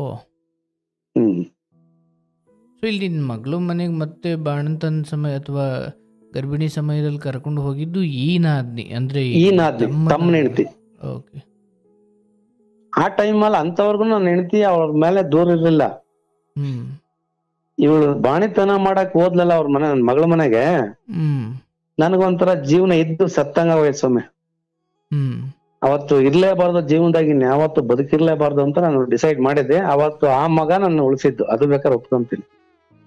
ಬ್ಯಾಡ್ ಮಮ್ಮ, ಎಂತೆಂತಾರೋ ಬದುಕಾರ, ನೀನು ಬದುಕ್ ಬಾ, ನನ್ ಮನೆಗೆ ಇರು ಅಂತ. ಅವತ್ತು ಅವ್ರ ಮನೆಗೆ ಸೇರ್ಕೊಂಡೆ. ಅಂದ್ರೆ ಅಲ್ಲಿಂದ ಬೇರೆ ಒಂದೇ ಊರ ಅದು? ಅವರು ಬೆಂಗಳೂರಲ್ಲಿ ಇದ್ರಲ್ಲ. ಓ, ಓಕೆ. ಅಂದ್ರೆ ಬೇರೆ ಅಣ್ಣನ ಮನೆಗೆ ಬಂದಿದ್ರಲ್ಲ ಅವರು? ಬೇರೆ ಅವ್ರು ಆಲೆ ಸ್ವಂತ ಮನೆ ಮಾಡ್ಕೊಂಡಿದ್ರು, ಬೇರೆ ಸಪರೇಟ್ ಆಗಿ ಮಾಡ್ಕೊಂಡಿದ್ರು. ಅಂದ್ರೆ ಈ ಹೆಣ್ಮಕ್ಳು ಒಬ್ಬರೇ ಇದ್ರು ಅಥವಾ ಹೆಣ್ಮಕ್ಳ ಜೊತೆ ಯಾರಿದ್ರು? ಮಗ ಅಷ್ಟೇ. ಓಕೆ, ಅವ್ರಿಬ್ರೇ ಇದ್ರು? ಇಬ್ಬರೇ ಇದ್ರು. ಸೊ ನೀವು ಪಾತ್ರೆನೆಲ್ಲ ತಗೊಂಡೋಗಿ ಊರ್ಗೆ ಹಾಕುದ್ರಿ ಅಂದ್ರೆ ಅದರ ಅರ್ಥ ನಿಮ್ ತಾಯಿ ಮನೆಗೆ ಹಾಕುದ್ರ? ನಮ್ಮ ತಂದೆ ಮನೆಗೆ ಅಲ್ಲಿಗೆ ನಾನೇ ಸೋತ್ ಬಿಟ್ಟೆ. ಓಕೆ, ಅವ್ರಿಗೆ ಕೊಟ್ಬಿಟ್ಟು ಬಂದು ನೀವು ಈ ಹೆಣ್ಮಗಳು ಮನೇಲಿ ಉಳ್ಕೊಂಡ್ರಿ. ಈ ಹೆಣ್ಮಗಳ ಮನೆಗೆ ಉಳ್ಕೊಂಡೆ. ಓಕೆ, ಬಟ್ ನಿಮ್ಮ ಹೆಂಡತಿ ನಿಮ್ಮ ಮಗಳು ಮನೆಗೆ ಹೋದ್ಲಾ? ಹೋಗ್ಬಿಟ್ರು, ಹೆಂಡತಿ ಮಗ ಇಬ್ರು ಹೋಗ್ಬಿಟ್ರು. ಮಗ ಓದ್ತಿರ್ಲಿಲ್ವಾ ಆ ಸಮಯದಲ್ಲಿ? ಫಸ್ಟ್ ಇಯರ್ PUC ಅವನು ITI ಕಳ್ಸಿದ್ದೆ. ಅದನ್ನ ಬಿಟ್ಟು ಹೋದ್ರಾ? ಅವನು ಬೆಂಗಳೂರಾಗೆ ಇದ್ರಲ್ಲ ಸ್ವಾಮಿ, ಎಲ್ಲ ಮಗಳೂನು ಬೆಂಗಳೂರಾಗೆ ಇದ್ದಿದ್ದು ಆ ಟೈಮ್. ಅದೆಲ್ಲ ಬೆಂಗಳೂರೇನಾ? ಆಯ್ತು. ಅವನು ಕಾಲೇಜ್ಗೆ ಅಲ್ಲಿಂದಲ್ಲ ಅವ್ರ ಮನೆಯಲ್ಲೇ ಹೋದ್ರು. ಆಯ್ತು. ಅಲ್ಲ ನನ್ಗೆ ಏನಾಯ್ತು ಅಂದ್ರೆ ನಾನು ಅವ್ರ ಮನೆಗೆ ಹೋಗಿ ಸೇರೋದ್ಕೂನು ಅದೇನ ಕಾಗೆ ಹೋಗಿ ರಂಬೆ ಮೇಲೆ ಕೂರೋದ್ಕೂನು ಆ ರಂಬೆ ಮುರ್ಕೊಂಡ್ ಬೀಳೋದಕ್ಕೂ ಎರಡು ಒಂದೇ ಆಗೋಯ್ತು. ನಮ್ ಮನೆಯವರು ಹೋಗಿ ಅಲ್ಲಿ ಸೇರ್ಕೊಂಡಿದ್ದು, ನಾನು ಹೋಗಿ ಇಲ್ಲಿ ಸೇರ್ಕೊಂಡಿದ್ಕು, ಅವನ್ ರಿಜಿಸ್ಟರ್ ಮದುವೆ ಮಾಡ್ಕೊಂಡಿದ್ಕು, ಎಲ್ಲ ಒಂದಕ್ ಸಮ್ಮನಾಗಿ ಎಲ್ಲ ಈಕ್ವಲಿ ಇವ್ನಿಗೆ ಬೇಕಾಗಿದ್ದೆ ಮಾಡ್ಕೊಳ್ಳೋಣ ಅಂತ ಲೆಕ್ಕಾಚಾರಕ್ಕೆ ಅಪವಾದ ಹೊರಿಸ್ಬಿಟ್ರು. ಅಲ್ಲ, ನೀವು ಅಲ್ಲಿಗೆ ಯಾಕೆ ಹೋದ್ರಿ? ಅವತ್ತು ನನ್ನ ಆಪ್ಷನ್ ಇರ್ಲಿಲ್ಲ, ಬೇರೆ ಏನು ಆಪ್ಷನ್ ಇರ್ಲಿಲ್ಲ. ನಾನು ಯಾರ ಮನೆ ಹತ್ರಕ್ ಹೋಗಿರೋನಲ್ಲ ಇಂಥವ್ರಿಗುನು, ನಮ್ ರಿಲೇಷನ್ ಅಂತ ಒಂದ್ ರಾತ್ರಿ ತಂಗಿ ನಮ್ಗೆ ಇಟ್ಟಿಕ್ರಿ ಅಂತ ಕೇಳಿರೋನಲ್ಲ ಸ್ವಾಮಿ. ಅಲ್ಲ, ಹೆಂಡತಿ ಮಗಳು ಮನೇಲಿ ಇರ್ಲಿಕ್ಕೆ ಅಂತ ಹೋಗಿದ್ದ ಅಥವಾ ಒಂದ್ ತಿಂಗಳು ಇದ್ಬಿಟ್ಟು ಬರ್ತೀನಿ ಅಂತ ಹೋಗಿದ್ದ? ನನಗೆ ಬಾಣಿತನ, ನನ್ ಮಗಳೇ ಇಲ್ಲ ಅಂತ ಆಚೆ ತುಳ್ಳಿದ ಮೇಲೆ ಬಾಣಿತನ ಮಾಡೋದೇನ್ ಸ್ವಾಮಿ ಅಲ್ಲಿ? ಓಕೆ, ಆಯ್ತು. ಆಕೆ ಹೋದ್ರು ಹೋಲಿ ಅಂದ್ಕೊಂಡು ನೀವು ನಿಮ್ಮ ಮನೇಲಿ ಅವಾಗ ತಾಯಿ ಯಾವ್ದು ಅವತ್ತು ಹೋದ ಕಾಲದಲ್ಲಿ ಮಗನಿಗೆ ಹೋಟ್ಲಲ್ಲಿ ತಂದು ಕೊಟ್ಕೊಂಡು ಮಗ ನೀನು ಇದ್ರಲ್ಲ, ಹಂಗೆ ಮಗನೂ ಇರ್ಲಿಲ್ವಲ್ಲ ಅವತ್ತು, ತಾಯಿಯಿಂದ ಮಗನು ಹೋದ್ರು. ಇಲ್ಲಿ ಏನೋ ತಿಂಡಿ ತಿನ್ಕೊಂಡು ಕೆಲಸ ಮಾಡ್ಕೊಂಡು ಬಂದು ನಿನ್ ಮನೇಲಿ ಮಲ್ಕೊಂಡಿರ್ಬೋದಿತ್ತಲ್ಲ. ನಾನು ಅವತ್ತು ನನ್ನ ಪೊಸಿಷನ್ಗೆ ಸ್ವಾಮಿ, ನಂದು ಇಡೀ ಸಾಮಾನೆಲ್ಲ ತುಂಬ್ಕೊಂಡು ಹೋಗಿ ಊರ್ಗ್ ಹಾಕ್ಬಿಟ್ಟು ನಾನೇನೋ ಬೇರೆ ಇದ್ ಮಾಡ್ಕೊಳ್ಳೋಣ ಅಂತ ಡಿಸೈಡ್ ಆಗ್ಬಿಟ್ಟಿದ್ದೆ ಅವತ್ತು. ಆ ಡಿಸೈಡ್ ಆದಾಗ ಈಕೆ ಫೋನ್ ಮಾಡಿದ್ ನಾನು, ಇಷ್ಟೆಲ್ಲ ಆಯ್ತಲ್ಲಮ್ಮ ಅಂತಂದು. ಬೇಡ ಬಾರಮ್ಮ, ಆ ಡಿಸೈಡ್ ಮಾಡ್ಬೇಡ, ನಾನು ಇದ್ದೀನಿ, ನನ್ ಮನೆಗೆ ಇರು ಅಂತ ಕರೆದಿದ್ದು. ಓಕೆ, ಆ ಸನ್ನಿವೇಶ ಹೋಗಲ್ಲ ನಾನು ಸೇರ್ಕೊಂಡಿದ್ದೆ ಅಷ್ಟೇ, ಬೇರೆ ಉದ್ದೇಶ ಏನು ಇರ್ಲಿಲ್ಲ ಅಂತವ್ರಿಗೂ ನನ್ಗೆ. ಆಗ್ಲಿ. ಅಲ್ಲಿಂದ ಅದಕ್ಕೆ ಅಪವಾದ ಒಪ್ಕೊಂಡು ಎಲ್ಲ ತಪ್ಪು ನಡೆದೋಯ್ ಸ್ವಾಮಿ, ಇಲ್ಲ ಅಂತೇನಲ್ಲ. 4 ವರ್ಷ ಜೊತೆಲೇ ಇದ್ವಿ, 4 ವರ್ಷ ಒಂದೇ ಮನೇಲಿ ಇದ್ವಿ. ಅಂದ್ರೆ ಇವರೆಲ್ಲ ಏನ್ ಭಾವಿಸಿದ್ರು ಅಥವಾ ಏನ್ ಊಹೆ ಮಾಡ್ಕೊಂಡ್ರು ಅದನ್ನ ನೀವು ಸತ್ಯವಾಗಿಸಿದ್ರಿ? ಸತ್ಯ ಮಾಡಿದೀನಿ ಸ್ವಾಮಿ, ಇಲ್ಲ ಅಂತ ಒಪ್ಕೊಂಬಲ್ಲ. ಯಾಕಂದ್ರೆ ಇಷ್ಟೆಲ್ಲ ಭಾವಿಸಿದ ಮೇಲೆ ಇದೆಲ್ಲ ಆಗೋಯ್ತು. ಯಾಕಂದ್ರೆ ಇದ್ಯಾರು ಅವ್ರಿಗೆ ನಾನಿಲ್ಲ, ನನಗ್ ಅವ್ರಿಲ್ಲ ಅನ್ನೋ ಲೆಕ್ಕಾಚಾರ. ಕೊರೋನಾ ಬಂದಾಗ ಸ್ವಾಮಿ ಊರ್ಗ್ ಹೋಗ್ಲಿಲ್ಲ, ನಾವು ಹಂಗ್ ಬದುಕಿವಿ, ಚೆನ್ನಾಗೇ ಇದ್ವಿ. ಆಮೇಲಿಂದ ಸ್ವಲ್ಪ ದಿನ ಆದ್ಮೇಲೆ ಯಾವ್ದೋ ಒಂದ್ ಸನ್ನಿವೇಶ ಬಂದು ಎಲ್ಲ ಒಂದಾಗ ಲೆವೆಲ್ಗೆ ಬಂತು. ಈಗ ನಮ್ ಜೀವನನೂ ಒಂದಾಗೈತೆ, ಅವ್ರ ಜೀವನನೂ ಒಂದಾಗೈತೆ. ಯಾರ ಜೀವನ? ನಾವ್ ಹೆಂಡತಿ ಮಕ್ಳು ಚೆನ್ನಾಗೇ ಆದ್ವಿ, ಅಪ್ಪ ಅಮ್ಮ ನಾವು ಚೆನ್ನಾಗೇ ಆದ್ವಿ. ಇವಾಗ ಅವ್ರ ಜೀವನನು ಎಲ್ಲ ಒಂದೇ ಆಗೈತೆ. ಯಾರ ಜೀವನ? ತಮ್ಮ ಹೆಂಡತಿ ಮಗಳು ಎಲ್ಲ. ತಮ್ಮ ಬಂದ ಹೋಗಿದ್ದವನು ಬಂದ. ನಾನು ಅದಕ್ಕೆ ಇವತ್ ಬದುಕ ಬದ್ಲು ಅವತ್ತೇ ನಾನು ಕರ್ಕ ಬಂದ ಬದುಕಿದಿದ್ರೆ ನನ್ನ ಮಾನ ಮರ್ಯಾದೆ ಇಷ್ಟು ಬೀದಿ ಗರಾಜ್ ಆಗ್ತಿರಲಿಲ್ಲ. ಇವತ್ ಯಾಕೆ ಬಂದ್ ಬದುಕ್ತಾನೆ ಅಂತ ನಾನು ಸುಮಾರು ಇಂಥವ್ರಿಗೆ ಎದುರುಗಡೆ ಸಿಕ್ಕಿಲ್ಲ, ಎದುರುಗಡೆ ಮಾತಾಡಕ್ ಚಾನ್ಸ್ ಇಲ್ಲ. ಇವತ್ ಬಂದ್ ಬದುಕನ ಅವತ್ತೇ ಬದುಕ್ಬೋದಾಯ್ತಲ್ಲ ನಾನು ಕರ್ಕ ಬಂದಾಗ ಅಂತ, ಅದನ್ನೇ ನಾನು ಇವತ್ ಪಶ್ಚಾತ್ತಾಪ ಪಡ್ತಾ ಇರೋದು. ನಾನ್ ಕರ್ಕ ಬಂದಾಗ ಅವತ್ತೇ ಬದುಕಿದಿದ್ರೆ ನಂದೆಷ್ಟೋ ಮಾನ ಮರ್ಯಾದೆ ಬೆಲೆ ಗೌರವ ಉಳಿಯೋದು. ಆಯ್ತು. ಅಂದ್ರೆ ನೀವಲ್ಲಿ ಸೇರ್ಕೊಂಡು ನಿಮ್ಮ ನಡುವೆ ಎಲ್ಲ ರೀತಿ ಸಂಬಂಧ ಮುಕ್ತವಾಗಿ ಮುಂದುವರೆದು ಆಮೇಲೆ ಎಷ್ಟು ವರ್ಷ ಆದ್ಮೇಲೆ ಈತ ಬಂದಿದ್ದು? 4 ವರ್ಷ ಆದ್ಮೇಲೆ. ಅದು ಆತ ಬರ್ಲಿಲ್ಲ ಸ್ವಾಮಿ, ಬಲವಂತವಾಗಿ ಕರ್ದದ್ದಾಯ್ತದು. ಅದು ಯಾವ್ದೋ ಒಂದ್ ಜಮೀನು ಯಾವ್ದೋ ಒಂದಕ್ಕೆ ಅಕ್ವೈರ್ ಆಯ್ತು ಗೌರ್ಮೆಂಟ್ ಇದಕ್ಕೆ. ನಮ್ದು ಜಂಟಿ, ನಮ್ಮ ಅಪ್ಪ ನಮ್ ಚಿಕ್ಕಪ್ಪನ ಜಂಟಿ ಇತ್ತು. ಆ ಜಮೀನ್ ಅಕ್ವೈರ್ ಆಯ್ತು, ಅಮೌಂಟ್ ಬಂತು ಸ್ವಲ್ಪ. ಅಮೌಂಟ್ ತಗೊಳಕ್ ನಾನೇನ್ ಮಾಡ್ದೆ, ಸರಿ ಆಯ್ತು ಜೊತೆಗೆ ಜಂಟಿಗೆ ತಗೊಳ್ಳೋಣ, ನೀವ್ ಹಂಚ್ಕೊಳ್ಳೋಣ ಅಂದ್ರೆ. ನಾವ್ ಇವರೆಲ್ಲ ಜೊತೆಗಿದ್ವಲ್ಲ, ಅವ್ರು ಒಪ್ಲಿಲ್ಲ. ಅದಕ್ಕೆ ಇವ್ರ ಕಡೆಯಿಂದ ನಾನು ಕೇಸ್ ಹಾಕಿಸ್ದೆ. ಯಾಕಂದ್ರೆ ಇದೊಂದ್ ಮಗ ಇತ್ತಲ್ಲ, ಒಂದ್ ಮಗ, ಗಂಡ್ ಮಗ. ಕೇಸ್ ಹಾಕ್ಬಿಟ್ಟು ದುಡ್ಡು ಅವಳಗ್ ಬರ್ಲಿ, ಅವ್ರಿಗೂ ಮಗನ್ಗೆ ಬರ್ಲಿ, ಬೇರೆಯವ್ರಿಗೆ ಯಾಕೆ ಅಂದ್ಬಿಟ್ಟು ನಾನು ಕೇಸ್ ಹಾಕಿಸ್ದೆ. ಆ ಕೇಸ್ ಹಾಕ್ಸಿದ ಉದ್ದೇಶಕ್ಕಾಗಿ ಎಲ್ಲೋ ಇದ್ದು ಮಗನ್ನ ಕರೆಸ್ಕೊಂಡ್ರು. ಆಯ್ತು, ಅದು ಬಿಡೋಣ, ವಾಸ್ತು ವಿಚಾರ ಬಿಡೋಣ. ಬಟ್ ಇಲ್ಲಿ ನೀವು ಹೆಂಡತಿ ಆ ಕಡೆ ಮಗಳು ಮನೆಗೆ ಹೋದ್ಮೇಲೆ ನೀವು ಇಲ್ಲಿದ್ದೀರಾ ಅಂತ ನಿಮ್ಮ ಹೆಂಡತಿಗೆ ಗೊತ್ತಿತ್ತಾ? ಗೊತ್ತಿತ್ತು ಸ್ವಾಮಿ, ಹ್ಮ್ ನಾವ್ ಇಲ್ಲಿದ್ದು ಗೊತ್ತಿತ್ತು, ಹ್ಮ್ ಎಲ್ಲಾ ಗೊತ್ತಿತ್ತು. ಇವ್ರು ನಾವ್ ಎಲ್ಲಿದ್ದು ಅವ್ರಿಗೂ ಗೊತ್ತಿತ್ತು, ಎಲ್ಲಾರ್ಗು ಗೊತ್ತಿತ್ತು. ಕದ್ದು ಮುಚ್ಚಿ ಯಾರು ನಾನು ಇರ್ಲಿಲ್ಲ ಸ್ವಾಮಿ, ಓಪನ್ ಆಗಿ ಇದ್ದೆ ನಾನು. ಮದುವೆ ಆದ ಪ್ರಥಮ ಅಂದ್ರೆ ನಿಮ್ಮ ಮಗಳು ಮದುವೆ ಆದ ಕಾಲದಿಂದಲೂ ನಿಮ್ಮ ಮಗಳ ಜೊತೆ ನೀವು ಯಾವತ್ತೂ ಮಾತಾಡ್ಲಿಲ್ಲ? ಸ್ವಾಮಿ ಮಾತಾಡಿದ್ ಮೊನ್ನೆ, ಇಲ್ಲಿಗೆ ಒಂದು 2 ಮೊಮ್ಮಕ್ಕಳು. ಅಲ್ಲ, ಈಗ ಹೆಂಡತಿ ಎಲ್ಲಿ ಹೋದ್ರಲ್ಲ ಅಲ್ಲಿವರೆಗೂ ನಿಮ್ಮ ಮಗಳ ಜೊತೆ ಮಾತಾಡಿರ್ಲಿಲ್ವಾ? ಅಲ್ಲಿವರೆಗೂ ನಾನು ಮಾತಾಡಿಲ್ಲ. ಮೊನ್ನೆ ಇಲ್ಲಿಗೆ ಒಂದು 6 ವರ್ಷಕ್ಕೆ ಮೊನ್ನೆ ಮಾತಾಡಿದ್ದೀನಿ. 2015ರಿಂದ 2024 ಗಂಟೆ ನಾನು ಮಾತಾಡಿರ್ಲಿಲ್ಲ. ಆಯ್ತಪ್ಪ. ಈಗೇನು ವಿಚಾರ? ಆಮೇಲೆ ಏನಾಯ್ತು? ನಿಮ್ಮ ತಮ್ಮ ಅಣ್ಣ ಯಾರು ಆತ ಬಂದ್ರು, ಆತನ ಹೆಂಡತಿಯನ್ನ ಅವನಿಗೆ ಒಪ್ಪಿಸಿದ್ರಿ? ಅಲ್ಲ, ಅವ್ರವ್ರೇ ಸರೋದ್ರು, ನಾನು ಒಪ್ಪಿಸ್ಲಿಲ್ಲ. ಒಪ್ಪಿಸ್ಬೇಕಲ್ಲಪ್ಪ, ಮಾಡ್ಕೊಂಡಿದ್ರಲ್ಲ ಇಲ್ಲೇನು? ಇಲ್ಲ. ಅಯ್ಯೋ, ಆ ಟೈಮ್ ಅಲ್ಲಿ ಅವ್ರು ಸೇರ್ಕೊಳಕ್ಕೆ ನಾನೇನೋ ಮಾಡಬಾರ್ದು ಮಾಡಿದೀನಿ ಅನ್ನೋ ಲೆಕ್ಕಾಚಾರಕ್ಕೆ ಸ್ಟೇಷನ್ ಗಂಟ ತೋರ್ಸಿರು. ನಿಮ್ಮ ಯಾರು ಈ ಹೆಣ್ಣು ಮಗಳೇನಾ? ಹಾ, ಆ ಹೆಣ್ಮಗಳೇ. ಏನಕ್ಕೆ? ನಾನ್ ಅಡ್ವಾನ್ಸ್ ಕೊಟ್ಟು ನಾನ್ ಮನೆ ಬಾಡಿಗೆ ಮಾಡ್ಕೊಂಡ್ರ ಮನೇಲಿ ಇದ್ದಿದ್ದು ಆಕೆ ನನ್ನೇ ಖಾಲಿ ಮಾಡಿಸ್ಬೇಕು, ಹೊಡಿತಾನೆ 6 ವರ್ಷ ಬಡಿದಿದ್ದು ಅವತ್ತು ಹೊಡೆದ್ರಂತೆ. ಅದಕ್ಕೆ ಸರಿ ಆಯ್ತು ಸ್ವಾಮಿ, ಇಷ್ಟ ಇದ್ರೆ ಇರ್ಲಿ, ಕಷ್ಟ ಆದ್ರೆ ಪಾಡ್ಗ ಅವ್ರು ಹೋಗ್ಲಿ ಅಂದ್ಬಿಟ್ಟು ನಾನೇ 1 ವಾರ ಟೈಮ್ ಕೊಟ್ಬಿಟ್ಟು ಕಳಿಸ್ಕೊಟ್ಟೆ. ಅವ್ರ ಗಂಡ ಹೆಂಡತಿ ಹೋದ್ರು, ನೀವು ಗಂಡ ಹೆಂಡತಿ ಸರಿ ಹೋದ್ರಿ? ನಾವ್ ಗಂಡ ಹೆಂಡತಿ ಸರೋಲ್ಲ, ಆದ್ರೆ 1 ವರ್ಷ ನಾನು ಒಬ್ಬನೇ ಸಿಂಗಲ್ ಆಗೇ ಇದ್ದೆ. ಅವ್ರು ಬಿಟ್ಟು ಹೋದ್ಮೇಲೆ ಸಿಂಗಲ್ ಆಗಿ ಒಬ್ಬನೇ ಇದ್ದೆ. ಸಿಂಗಲ್ ಮನೆ ಮಾಡ್ಕೊಂಡೆ, ಹೋಟ್ಲಾಗ ಊಟ ಮಾಡ್ಕೊಂಡೆ, ಒಬ್ಬನೇ ಇದ್ದೆ. ಅದೇನೋ ಸನ್ನಿವೇಶ ಆಗದಾಗಿ ಎಲ್ಲ ಒಂದ್ ಜಾಗಕ್ಕೆ ಹೋದ್ಮೇಲೆ ಅಲ್ಲಿ ಎಲ್ಲಾರು ಕೂಡ ವಾತಾವರಣ ಬಂತು. ಈಗ ಎಲ್ಲಾರು ಚೆನ್ನಾಗೇ ಇದೀವಿ. ಇಲ್ಲಿಗೆ ಒಂದು ವರಲಕ್ಷ್ಮಿ ಹಬ್ಬದಿಂದ ಈಚೆಗೆ ಸ್ವಾಮಿ, ಮೊನ್ನೆ ಆಗಸ್ಟ್ ತಿಂಗಳಿಂದ ಈಚೆಗೆ ಅಪ್ಪ ಅಮ್ಮ ಮಗಳು ನಾನ್ ರೋಸ್ಬಿಟ್ಟು ಎಲ್ಲಾರು ಒಂದೇ ಲೆವೆಲ್ಗೆ ಒಪ್ಕೊಬಿಟ್ಟೆ. ಈಗ ನಮ್ದೆಲ್ಲ ಓಕೆ ಆಗೈತೆ. ಅವ್ರದ್ದು ಅವರಿಬ್ರು ಒಂದಾಗವ್ರ ಅಷ್ಟೇನೆ. ಒಂದಾಗ ಕಾರಣ ಅವ್ರಮ್ಮನೇ ಮೇಯ್ನು. ಈಗ ಅವ್ರಮ್ಮನೇ ಅವ್ರನ್ನ ಬಿಟ್ಕಂತ ಇಲ್ಲ ಮನೆ ಒಳಕ್ಕೆ. ಯಾರನ್ನ? ನಿಮ್ಮ ನಾದ್ನಿ ತಮ್ಮನ್ನ. ನಾದ್ನಿ ತಮ್ಮನ್ನ? ನಿಮ್ಮ ಅಪ್ಪನ ತಮ್ಮನ ಮಗನ ಹೆಂಡ್ತಿನ ಸೊಸೆನ. ಓಕೆ. ಯಾಕೆ? ಇಷ್ಟೆಲ್ಲ ಆಗೈತೆ, ಅವನ್ ಹಂಗ್ ಮಾಡ್ದ, ಇವಳು ಹಿಂಗ್ ಮಾಡಿಳು ಅಂತ ನಮ್ಮ ಮರ್ಯಾದೆ ತೆಗೆದ್ರು ಅಂತಲ್ಲ. ಅದನ್ನ ನಾನು ವಿಷಯ ತಿಳ್ಕೊಳಕ್ ಹೋಗಿಲ್ಲ, ಯಾಕೆಂದ್ರೆ ನನಗ್ ಸಾಕು ಇಷ್ಟಕ್ಕೆ ನನಗ್ ನೋವು ಪಟ್ಟಿದ್ದು. ಇನ್ನು ಅದ್ರ ವಿಷಯ ತಿಳ್ಕೊಂಡು ನಾನ್ಯಾಕ ಆಳಕ್ ಹೋಗ್ಬೇಕು ಅಂತ. ತಿಳ್ಕೊಳ್ಳೋದು ಏನು ಬಂತಲ್ಲ, ನೋಡಿದ್ರೆ ಗೊತ್ತಾಗುತ್ತಲ್ಲ. ನಿಮಗ್ ಮರ್ಯಾದೆ, ನಿಮ್ಗೂ ಒಂದು ಮರ್ಯಾದೆ ಅಂತ ನಿಮ್ಗೆ ಹೆಂಗೋ ಹೊರತು ಹಂಗೆ ಅಲ್ವನಪ್ಪ. ನಿಮ್ಮ ಮಗಳು ನೀವೇ ದೂರ ಇಟ್ಟಿದ್ರಲ್ಲ. ಬಹುಶಃ ನೀವು ಮದುವೆ ಆದ ಕಾಲದಲ್ಲಿ ನೀವು ಅಪ್ಪ ಅಮ್ಮಂಗೆ ತೆಗ್ದಿದ್ ಮರ್ಯಾದೆ ಅಲ್ಲ, ಬಟ್ ನಿಮ್ಮ ಮಗಳು ತೆಗ್ದಿದ್ ಮಾತ್ರ ಮರ್ಯಾದೆ. ಅದ್ ನನ್ಗೆ ಅರ್ಥ ಆಯ್ತು ಸ್ವಾಮಿ. ಯಾವ್ದನ್ನು ಕೊಡ್ತಿರೋ ನೀವು ಅದನ್ನ ಸ್ವೀಕರಿಸೋಕ್ ತಯಾರಿರ್ಬೇಕು. ಅದನ್ನ ಸ್ವೀಕರಣೆ ಮಾಡಿದೆ. ನಾವು ನಮ್ಮ ಅಪ್ಪ ಅಮ್ಮನ ಕಣ್ಣ ನೀರ್ ಹಾಕ್ಸಿದ್ದೆ, ಅದು ನಮ್ ಕಣ್ಣ ನನ್ನ ಮಕ್ಳು ಹಾಕ್ಸಿರೋದು ತಿಳ್ಕೊಂಡೆ. ಆಯ್ತು. ಒಂದೇ ಒಂದು ಪ್ರಶ್ನೆ ಇದೆ. ಬಹುಶಃ ತಮ್ಮನ ಹೆಂಡತಿ ಅಂದ್ರೆ ಅದಕ್ಕೆ ಬೇರೆದೇ ಅರ್ಥವಿದೆ.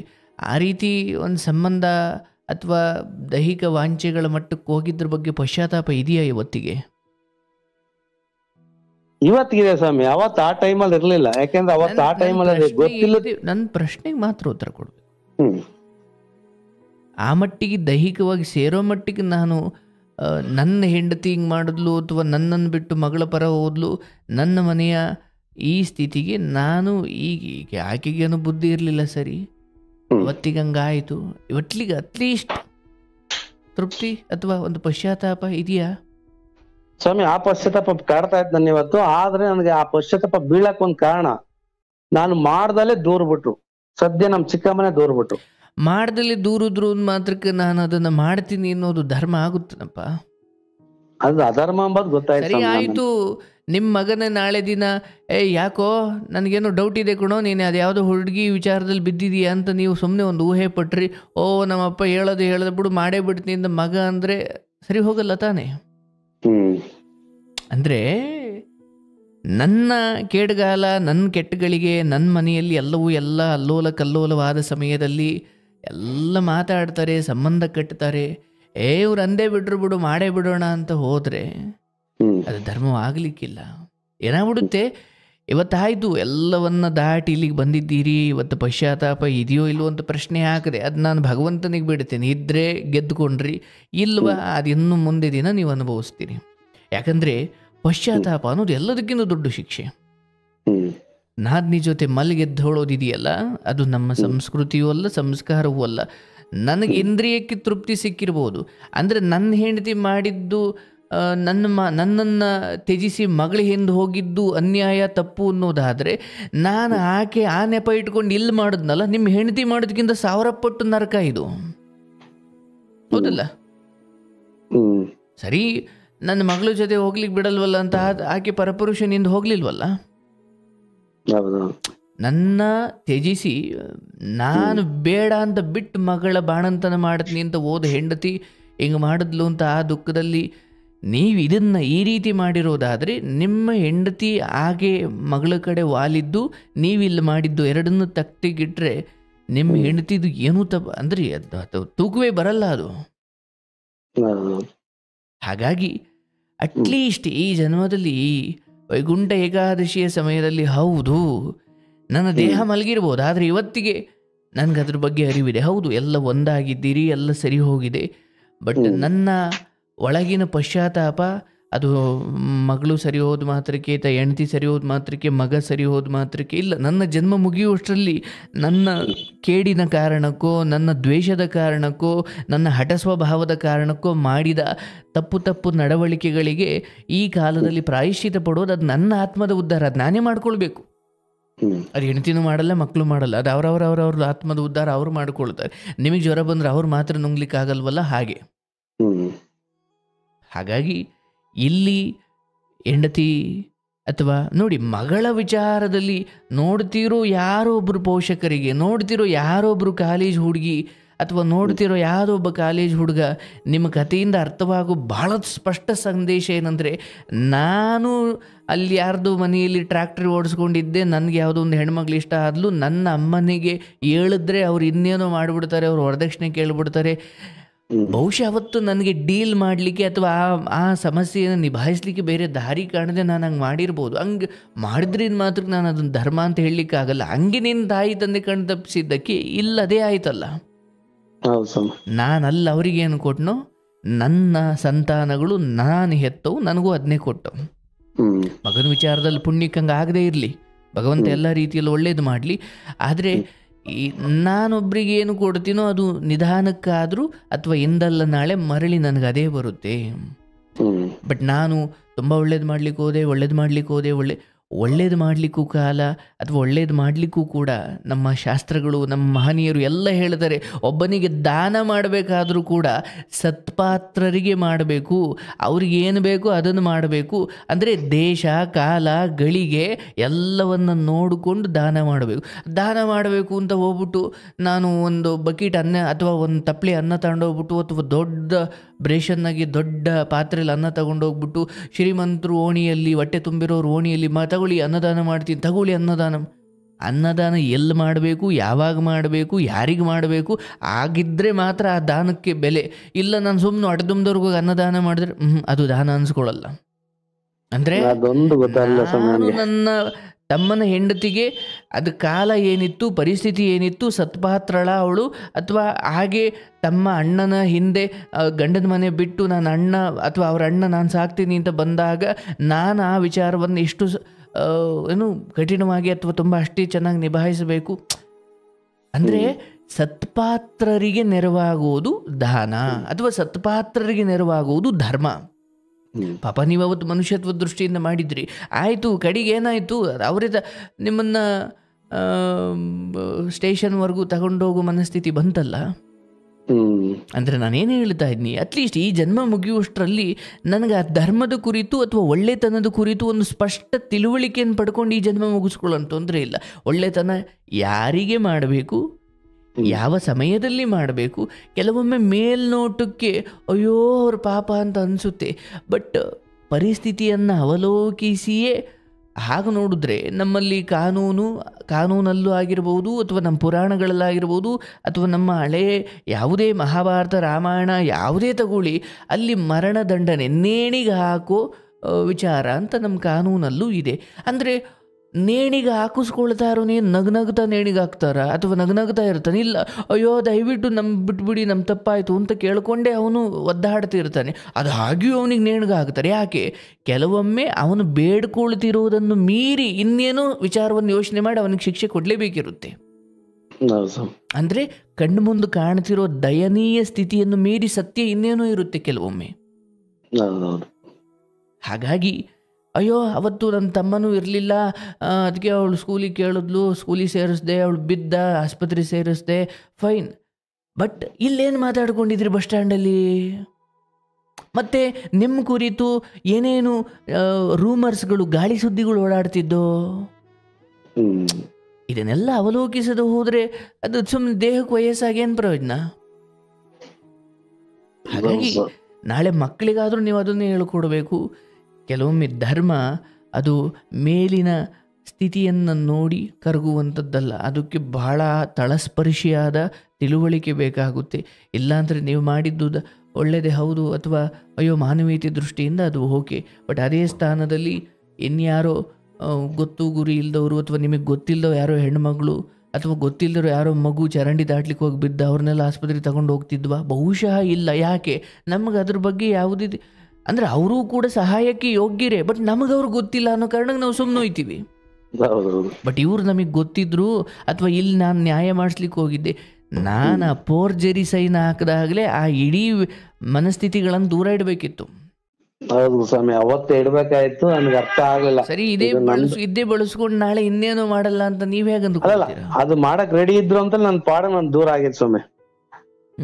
ಇವ್ರು ಯಾವತ್ತಿದ್ರು ನನ್ನ ಬೀದಿ ಗಿಡಕ್ಕೆ ರೆಡಿ ಆಗವ್ರೆ ಅಂತ ಗೊತ್ತಾದ ವಿಷಯ ತಿಳಿದ ಮೇಲೆನೆ ಅರ್ಧ ಗಂಟೆಗೂ ನಾನು ಇರೋದಕ್ಕೆ ಇಷ್ಟಪಡ್ಲಿಲ್ಲ. ಆಯ್ತಪ್ಪ, ಇಲ್ಲಿ ಒಂದು ವಿಚಾರವನ್ನು ನೀವು ಆರಂಭದಲ್ಲಿ ತಿಳ್ಕೊಳ್ಬೇಕಿತ್ತು. ನಾನು ನನ್ನ ತಂದೆ ತಾಯಿಗೆ ಬಹುಶಃ ಅವತ್ತು ಕಣ್ಣೀರು ಹಾಕ್ಸೋದ್ನು, ಅಥವಾ ಈಗ ಅವ್ರು ಹೇಳ್ದಂಗೆ ಅವರ ತಮ್ಮನ ಮಗಳನ್ನು ಮದುವೆ ಆಗ್ಬಿಡೋದು ಸರಿ ಅಂತ ನಾನು ಹೇಳ್ತಿಲ್ಲ.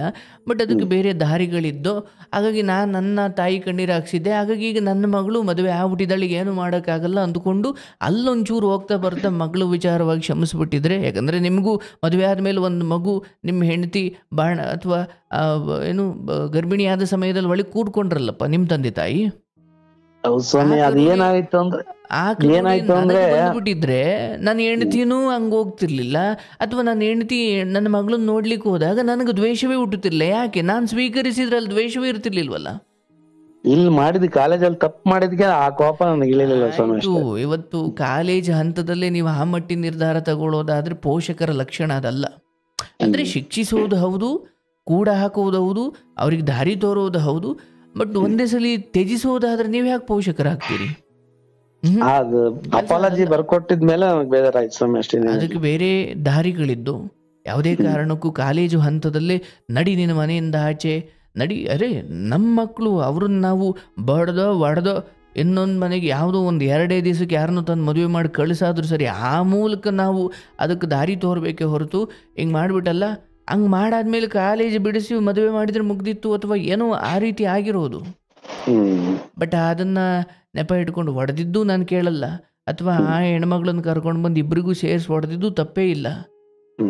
ಆದರೆ ಹಂಗಾದ ತಕ್ಷಣ ನಿಮ್ಮ ಅಮ್ಮನಿಗೆ ಅಥವಾ ಅಲ್ಲಿ ಕಾಯ್ತಿದ್ದವ್ರಿಗೆ ನೀವು ಒಂದು ದಾರಿ ಮಾಡಿಕೊಟ್ಬಿಟ್ರಿ.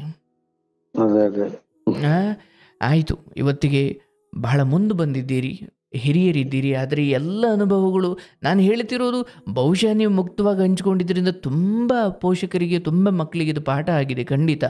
ಆದರೆ ಇಲ್ಲಿ ನಾನು ಮದುವೆಯಾದ ಹೆಂಡತಿ ನನಗೆ ಶೀಲದ ವಿಚಾರದಲ್ಲಿ ಅವಳು ನಿಯತ್ತಾಗಿದ್ಲು, ನಾನು ಶೀಲ ಕಳ್ಕೊಂಡೆ. ಗಂಡಸಿಗೂ ಒಂದು ಶೀಲವಂತ ವ್ಯಕ್ತಿತ್ವ ಇರಬೇಕಲ್ಲಪ್ಪ. ಹೌದು ಸ್ವಾಮಿ, ಅದ್ ಮಾಡಿದ್ದೀನಿ, ಅದು ತಪ್ಪು ಒಪ್ಕೊಂಡಲ್ಲ ಮನೇಲಿ. ಮಾಡಿದ್ದೀನಿ, ಒಪ್ಕೊಂಡಿದ್ದೀನಿ, ಅದು ಅಷ್ಟಕ್ಕೆ ಮುಗಿಯಲ್ಲ, ಅದಕ್ಕೊಂದು ಆಳವಾದ ಪಶ್ಚಾತ್ತಾಪ. ಯಾಕಂದ್ರೆ ಆಯಿತು, ನಿಮ್ಮ ಹೆಂಡತಿ ಕೂಡ ಆವತ್ತಿನ ಕಾಲಕ್ಕೆ ಪಾಪ ಆ ಹೆಣ್ಮಗಳು ಯಾವತ್ತೂ ಕೂಡ ಆ ದಾರಿಯಲ್ಲಿ ಹೋದವಳಲ್ಲ ಅಲ್ವನಪ್ಪ. ಇಲ್ಲ ಸ್ವಾಮಿ, ಇವತ್ತಿಗೂ ಇಲ್ಲ ಅವತ್ತೂ ಇಲ್ಲ. ಯಾಕೆ? ನಿಜವಾದ ವ್ಯಕ್ತಿತ್ವಗಳು ನನ್ನ ಗಂಡ ದೂರ ಇರಲಿ ಹತ್ರ ಇರಲಿ ಅದನ್ನು ಹಾಗೆ ಕಾಪಾಡಿಕೊಂಡು ಬಂದರು. ನಾನು ನನ್ನ ಹೆಂಡತಿ ನನ್ನನ್ನು ಬಿಟ್ಟು ಮಗಳ ಹಿಂದೆ ಹೋಗ್ಬಿಟ್ಲು ಅನ್ನೋದನ್ನು ದೊಡ್ಡದು ಮಾಡಿ ಆ ನೆಪ ಇಟ್ಕೊಂಡು ನಾನು ಮಾಡಬಾರ್ದನ್ನೆಲ್ಲ ಮಾಡಿಬಿಟ್ನಲ್ಲ ಮತ್ತೆ.